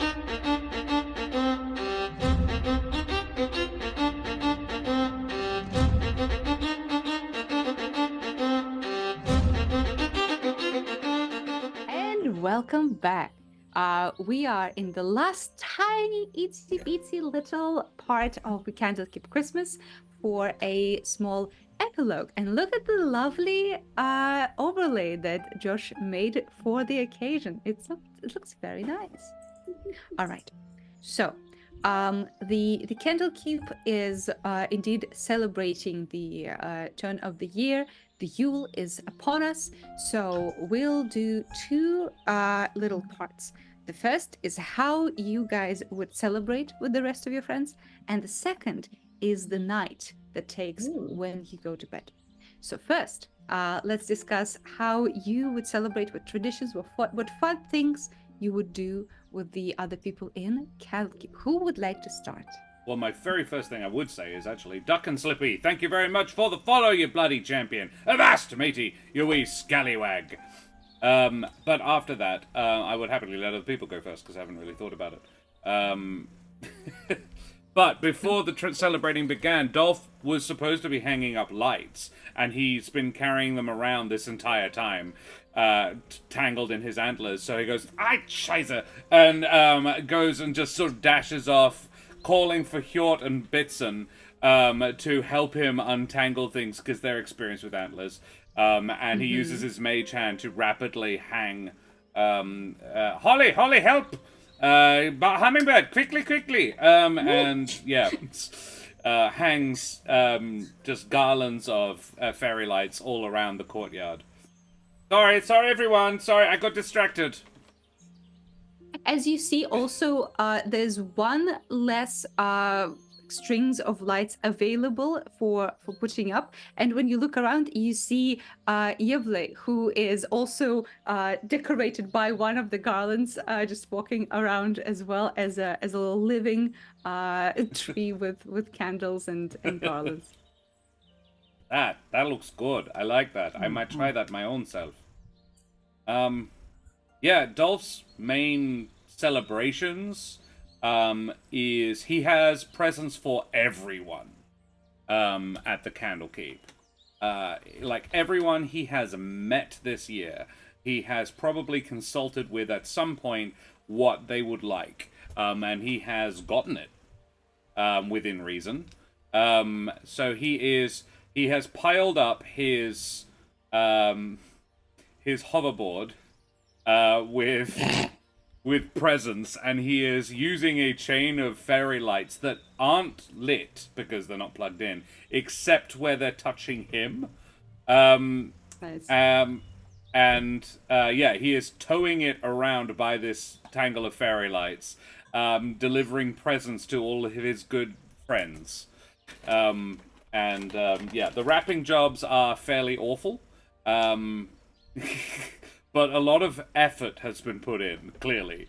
However, he's just not very good at it. He would get Redding a little carved wooden figurine of a dragon that with an articulated tail that goes up and down and side to side, and wings that flap. Nice. He would get Ravira probably a bear, I think. Something similar to what Redding got, but no, it's a stuffed bear, and it's very, very large. It is large enough for her to hug properly. And when she hugs it, the bear actually has like a small spring in its arm, so it hugs back quite hard. He would get Garnot. Garnot would get an axe that matches his. So it's a great axe with the haft of which is a candy cane striped. And he says, "You like weapons, right?" Yeah, don't go too hard on it, otherwise it disappears. But it's pretty brutal. He would get Damien. Would receive slightly too large clothes, but like a business suit, sized for a 3-year-old goblin. Nice. With monogrammed with equity across the pocket. Nice. Dolph would receive a big smooch on the forehead from Equity. Yeah. Dolph would insist upon an actual hug. If She Damien's... only nibbles on the ear a little bit. That's a little fine. bit. Dolph would just maybe stop her at a certain point, but yeah. There is nothing Equity could do that would actually make Dolph be angry with her. Holly's already had her Christmas present, but he would give her he very shyly towards the end would say, "Holly, you've already had yours. I'm sorry I didn't have time to wrap it. But I do have a little something. You like mistletoe, right?" And he holds up some above her head and sort of stash it in one of his antlers and says, "May I have this dance?" Aww. Cute. Yeah, Very nice. Yeah. Hollywood dance with him. And he gives her a peck on the cheek. Very chaste peck on the cheek. Very nice. Me. All right. Very, very nice. What about Garnot? What would he do to celebrate the holiday season? I think the first thing that you would hear would be a loud splash, as Garnot has again fallen in the pool, thinking that he's still playing hide and seek with Ravira, but pull himself out, dry himself off, and go into the main part of Candlekeep, avoid the floating bookcase that somebody keeps flying around for some reason, and will help with putting trees up and putting all the various different decorations up, and Roger will come out of the armor wearing full festive gear and will be helping put the decorations on the higher parts that Garnot can't get to. Roger has to be the one to put an angel on one of the trees, or a star on one of the trees at least. So he'll just be going around helping everybody as and where he can. And he'll go past Dolph at one point, see the mistletoe, and give Dolph a kiss on the cheek, and then carry on. Nice. Absolutely Very, accepts. very good. All right, lovely. What about Redding? Redding isn't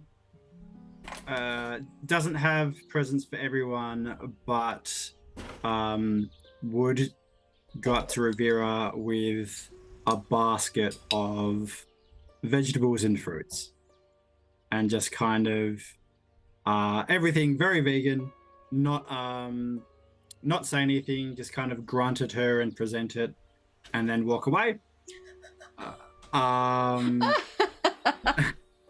And while Sarah is playing with all the kids who are present, or the child's at hearts, and maybe like giving some of the smaller ones rides through the air, he'll be leaning in a corner watching her, and probably, I don't know what Milo's feelings about celebrations are, but he'll probably be sharing a drink with her as well. No. Very nice. Very nice. All right. And Holly, what about you? Holly is going to lean into her druid abilities and basically is going to go around like basically naturally enhancing trees. So, you know, not always in ways that are strictly natural. So some of them will sprout colorful flowers or bits of fruit, and just generally adding a bit of flavor to the living plants around the region. Just having a good time. Nice. And should do.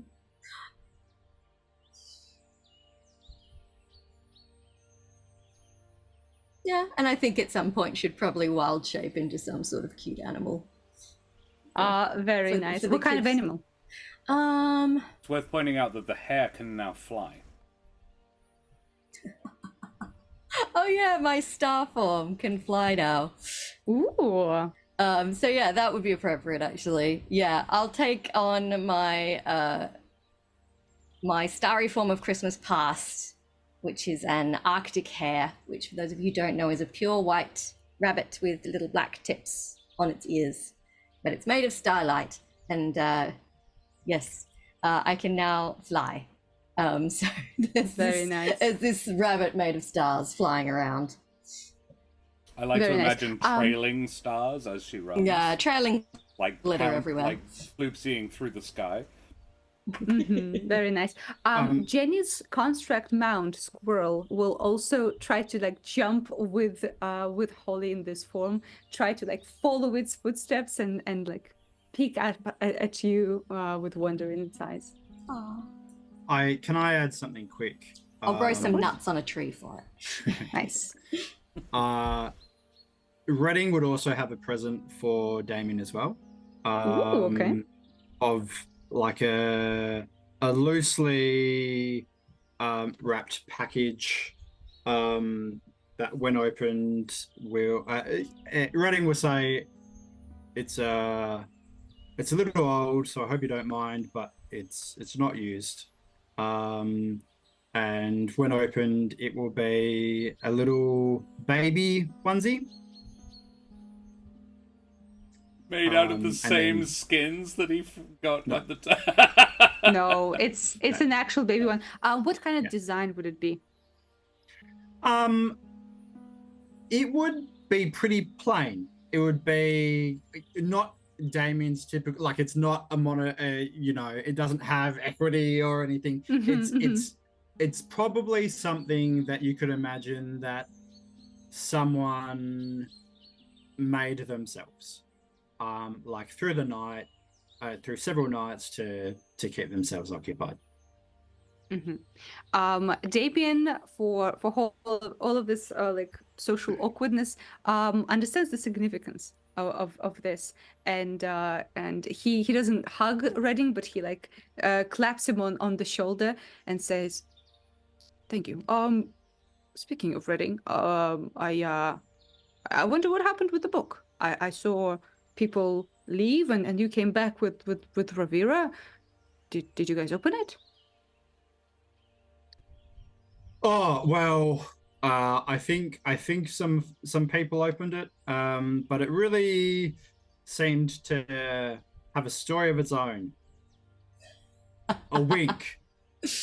Wink at the camera. Very nice. He says wink, and winks He at says Damien. Yeah. wink. I see. Very good. Very good.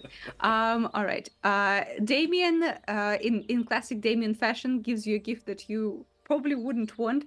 It's a voucher for the business course from him in case you ever need it.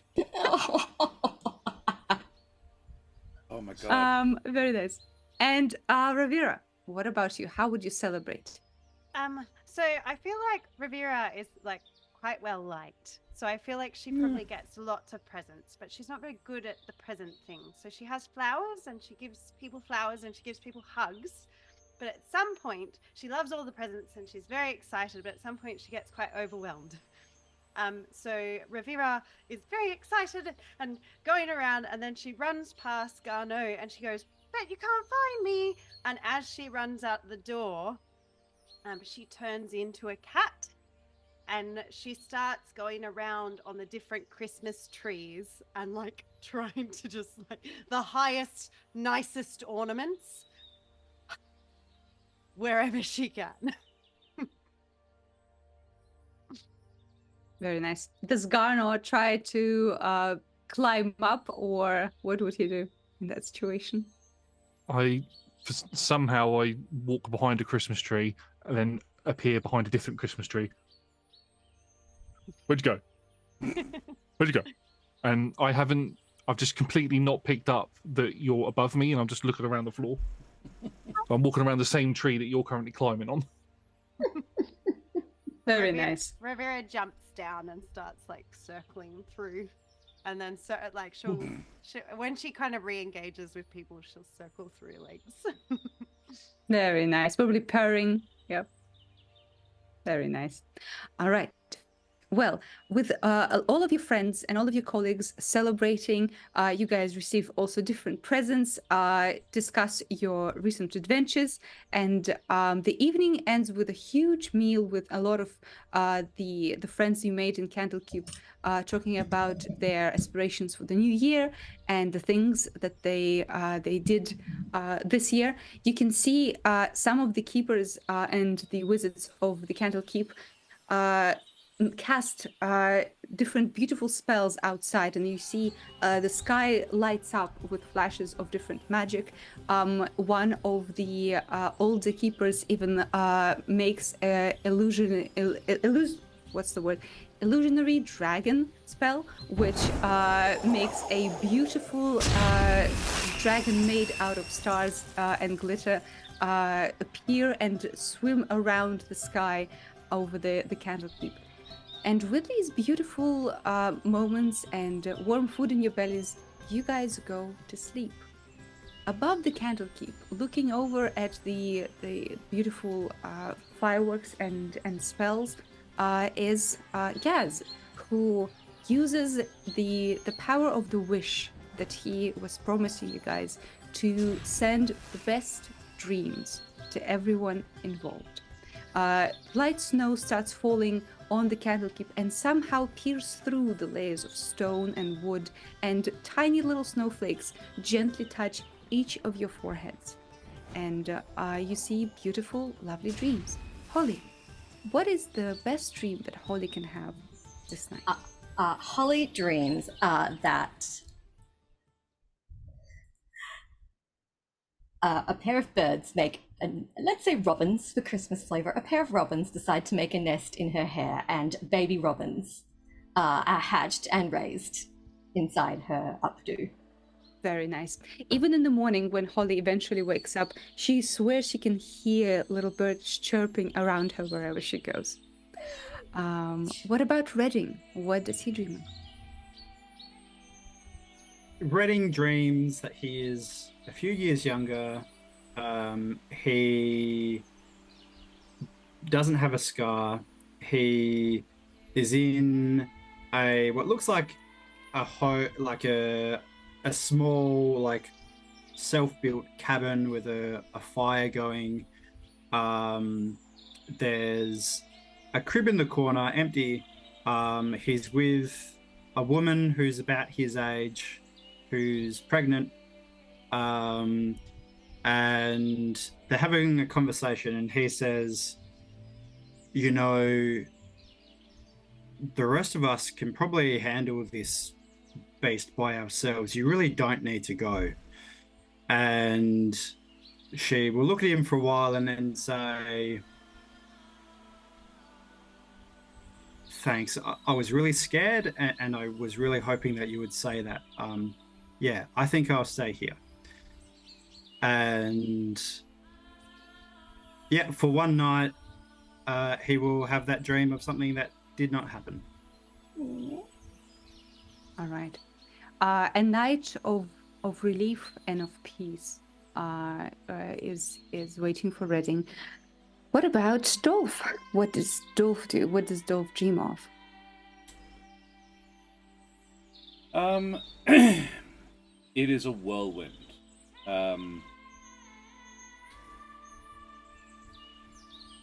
It is... Dolph is running. Running as fast as he possibly can through the sky. Booming laughter ringing out around him. He and a whole bunch of friends of his, several other large, heavily built servant men and women, Hjort and Havler and Bitson are all there as well, and they're all harnessed up to this massive wooden floating board that is overburdened with presents. However, there is no merry fat man on it. It is them. They are the deliverers. And every house they get to, they burst in through the wall, just a Dolph-shaped hole through the wall, and are greeted with rapturous applause every time. Houses filled with happy parents and grinning children as this team of reindeer people deliver present after present, and each time the children just rejoice and hug him thoroughly, and yeah, every child is happy and well fed, and yeah, no one is sad. Even a few places that look like they wouldn't be that happy, like none of the places they go are fancy houses or castles or anything like that. It's all very humble abodes that he partially destroys on the way in, but no one seems bothered by that. Everyone is just so happy by what he's doing. Thanks so much for knocking down that wall. I was planning an extension there. You hated that. Yeah. Needs a new door. Look, kids, we got a new window for Christmas. Yay! Yeah. Very nice. All right. And Garnot, what about you? What is the best dream that your character can have? Other than winning a game of hide and seek, it would have to be. Garnot doesn't normally have very pleasant dreams, but in this particular one, he is walking. Roger is sat on his shoulder, and he's just walking and walking and walking, and the scenery keeps changing. It goes from a forest to a desert to snow, tundra. Flicks through all the different journeys that he goes on, and as it switches, more people keep joining him. You see Dolph, you see Ravira, you see Holly, you see Redding, you see Hevler, you see Hjort. All of these people join him, as well as other people. But there seems to be like a hole in the centre of Garnot, as if something's missing. And right at the end, there's this pathway that's just bright light, and it's Garnot stood there on his own. And right in front of him, there are 5 or 6 silhouetted figures that seem to be wanting to greet him to wherever it is he has arrived at. Very nice. And Ravira, when you go to sleep, first thing you hear is rustling of trees. And in this dream, you are walking barefoot through warm summer grass. You can feel the little bits of dew touch your skin, and you see someone very, very familiar on the top of the hill that you're climbing. Can you describe Mother Willow? She appears like an elf, but she's quite tall for an elf, and she has green eyes, and she is in a similar vein to Ravira. She looks constructed in some ways in terms of like her outfit is very like from the earth. It looks like she could have risen out of something, and her hair has the way that it falls. It looks almost like the leaves or the branches of a tree. It looks different to normal hair. Very nice. She sees you climbing this hill, and a smile appears on her face, and she extends a hand. But are you real? You left. Are you? And Ravira is going to run towards her and try and throw her arms around her, but she's like terrified. Yes, you feel her like you would feel her on the days before she was gone. And you can hear her voice whispering in your ear, I'm as real as the sunlight you feel on your skin, as the wind in your hair. I'm always with you. I'm everywhere. Can I come home now? Don't you see, Ravira? You are home. All of your friends see you as someone to confide in. Your warmth is what home means. I miss you. You shouldn't. I see you. Whatever you do, I'm always there. And I'm proud of you. Sorry. You have nothing to apologize for. I could never ask for a better daughter. I love you. I hope I see you again. I hope so too. You spend the time with her on this sunlit, warm hill. You feel the wind around you. You look in her eyes and you feel peace. And when you wake up in the morning, the hand that she extended to you and you touched, in that palm, you open it and you find a single willow seed.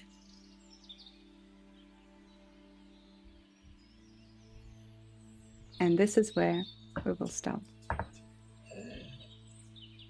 Oh. Well, that was the end. That was the epilogue. Thank you very much for joining us. Ah, How you do? you're not allowed to get that deep when I am tired. Well, we gotta. Got him. Got him. It was beautiful. All right, Josh. Well, I'm guys, giving over the reins to you. thank you very much, my dear. Guys, can I get hearts in chat for Daria? That was a stellar ending to a fantastic season. Yeah, absolutely, absolute pleasure, Daria. Well done once again. Amazing work. And thank you everybody who has come along and joined us for this Christmas adventure that we've all been on in the last 12 episodes. Thank you to Roe, Brendan, Daria, Josh, Keren, Terrace, Ardana. Terrace actually was in more episodes as a player than anybody else, by quite some margin. Terrace did 7 episodes, mostly because Terrace covers anybody else who is sick. Tony Karlstrom came in and covered a couple of people twice, which was bloody awesome of him, because otherwise we would have been down 2 players twice. With Zach and Jess, thank you so much for coming. Malika Moon as well. It's been splendid fun. Mitch, AJ Cross, and of course the lovely Rachel Fuka was only able to make a single episode, but we really enjoyed Katja, and I can't wait to see more of her next year. We will probably do this again because it's great fun. It is a very weird experience doing this very highly episodic, but some of these characters we've seen for 24 episodes, or parts of 24 episodes now, and yeah, I loved the deep lore about Redding. I was like, oh shit, that's the baby girl. Oh shit. Yeah.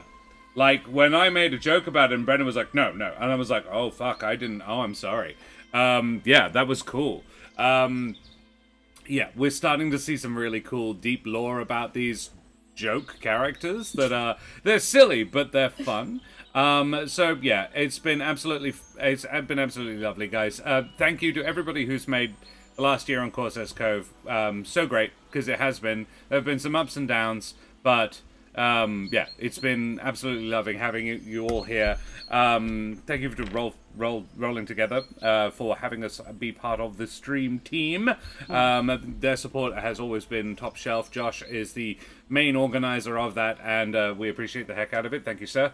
Thank you to Wooten Forge Gaming Accessories, creators of WA and possibly even the world's finest handcrafted wooden tabletop accessories. Check them out at woodenforge.com/Corsairs Cove for some beautiful stuff.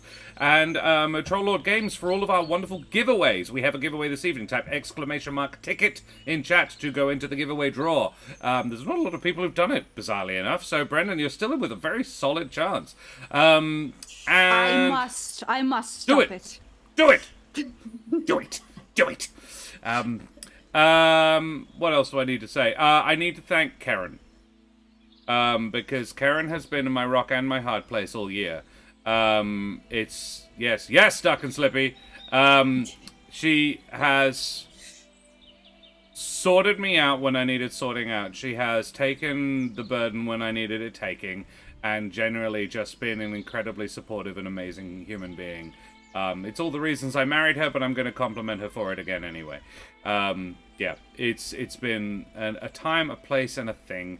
I'm very proud of the community we've built, the friends we've made along the way, and I'm really excited for next year. I'm going to take 2 weeks off, recuperate the fuck out of it, and come back for more D&D and other TTRPGs with my friends and my lovely wife, Keren, the mother of bunnies. Yeah, we are both exhausted. There's a reason Daria does the last one, because Keren and I don't wanna. We need to get that done out early. So many fucking onions. Guys, thank you so much to everybody who's helped us this year. Anybody I failed to mention, you're all bloody champions in my book. We have raised nearly $3,000 for charity over the course of this year. We've had nearly 400 new followers. We've made so many brilliant new friends. Yeah, I'm blessed and excited and happy and really excited for next year. So I'm not going to take up any more of your time. We're going to go and raid somebody. What else do I need? We need to draw the fucking thing. But while we do that, like, people, type your !ticket. Who the heck have you all been? Daria, who the heck are you? I'm Daria. I have been your DM for the last 3 sessions. Had a blast. Thank you very much for getting me in this again. I had a lovely time. And usually I'm here on Thursdays playing with lovely Keren, lovely Brendan, and lovely Josh in our Humblewood. And yeah, I'm excited to get back to the next season. It's going to be so fun. Yeah, excellent. Brendan, who the heck are you? Lovely Brendan as well. I don't know if you noticed that. That's your Christmas present. Come on. That's yeah, one. You get one Everybody compliment gets at one. Christmas time. And that must sustain you. Yeah, well, better. I'm Brendan. I'm here with the Monsters and Magic crew on Thursdays. I believe we'll probably be one of the first shows back next year. So mid to late Jan. In mid to late Jan. Until then, I'll just be around. Well, we need to have a look at Pathfinder as well, because you said you were going to talk to me about Pathfinder. So I want to do that thing. Do that too. Roe, who the heck are you? Hi, I'm Roe Rowe, and despite the name, I have little to nothing to do with boating. I'm a Perth-based educator and theatre maker. You can catch me here next year on Mondays when we come back from our season break on Corsairs Cove. You can also find me on Instagram at Cradventurers to see photos of my dog Charlie with the large ears, my many travel adventures, and upcoming projects if you happen to be in Perth, Western Australia and want to come and see me on stage sometime. Hells yeah. Josh, who the heck are you? Hello, I'm Josh. I am part of the UK streaming goop. Streaming goop. That's what I'm going with now. Love it. Streaming goop, Roll Together RPG. We stream on Mondays, Tuesdays, and Fridays at 6 p.m. UK time, which I think is like 2, 3 o'clock in the morning in Australia. So It's not great. I know for that's it's not great. So you can catch us on YouTube at the same place. Yay. Yay. That's better. Very convenient for me. And oh look, it's who the heck is Siri? Is it Siri? Siri, this is Siri. Siri is our stream pupper. She's 3 years old now. And she's very needy, but she's also very cute. She's recently learned how to walk on the pool cover. Yeah, that's how small she is. She can do that. She can just trot out on the pool cover. It's so funny. Her ball rolls out. She's like, I'll go get it. I'll just go get it. Keren, who the heck are you? Hi, I'm Keren, sometimes known as the mother of bunnies. I'm a performer, a writer. You can follow me on the social media site formerly known as Twitter at Mother O Bunnies. Or you can follow my burlesque alter ego, Miss Lolamore, over on the Instagrams. Or if you need something to listen to over the festive season, you can go check out the D&D podcast, There Be Dragons, where I play the Dragonborn Roland Westfall, who has a giant axe and an axe to grind. And since I have the spotlight at the time, I also want to take a moment to thank Josh on behalf of all of us, because you do an insane amount of work to keep the channel going, and make sure everything happens, and making overlays, and coming up with cool ideas, and getting me hooked on Baldur's Gate 3. So I actually thank am you going to for- blame Terrace for that one, but yeah. Actually, yeah, that is kind of more Terrace's fault than yours, but you definitely facilitated Oh look, that. I helped. Yeah. Yeah, and I've been too busy and too tired to play, and I am having withdrawals. But yeah, it's been a wonderful year. I'm looking forward to what we get to create next year. If I may add as well about Josh, I'm always impressed by your composure as well. Like you have organized so much without like being. Well, you are probably inward very tense and tired, but outward you keep that charm and that friendliness, and no one feels like. At least I don't feel like any pressure or anything at all, and I feel like it's a loving and cherishing and caring environment that you create. Thank you very much. Happy holidays to you. Thank you. Oh, Daria, stop making me cry. I'm glad, because that is very much the goal. It is, as I have said to many children. For those who don't know, I am a professional Santa.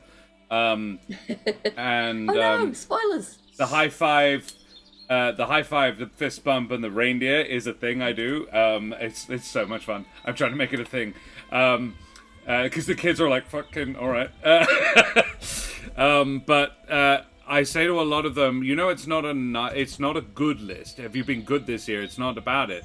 It's a nice list. Have you been nice? Because well-behaved people don't get into the history books, but kind people you'll find throughout. So be kind, because it is the way. You can solve shit by that. So go out into the world, people, everybody, and spread some fucking kindness this Christmas.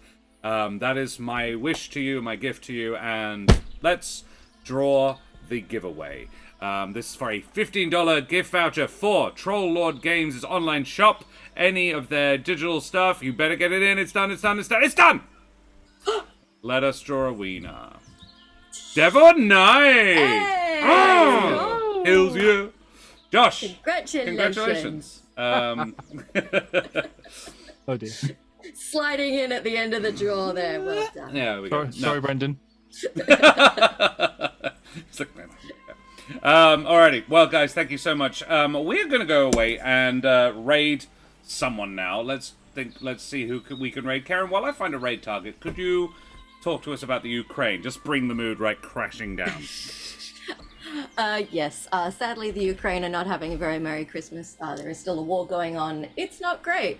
But if you have some spare change that you can send their way, you can follow the link to the Emergency Action Appeal, where you can donate to a charity or not-profit of your choice, or just to the appeal in general. And any donations, large or small, are gratefully received. Alrighty. And guys, our very good friend GM Workshop is raiding. I'm going to throw this to everybody. Who we should go. GM Workshop is rarely streaming when we are ready to raid out, but they do have 189 people watching them. On the other hand, the lovely folks over at Windy J D&D are actually playing D&D and have 5. What do we feel? I think we know where to spread holiday cheer, I think. Yeah. All Give right. him a little present. Let us go and spread the love to Windy J D&D. Windy J is an American D&D channel. Lovely guys. So go and tell them where you came from. Show them the love like we always do. And we will see you same bat time, same bat channel in the new year, guys. Merry Christmas to you. And to all a good night. Say goodbye, everybody. Bye, everybody. Bye. Merry Bye-bye, Christmas. everybody. Happy holidays.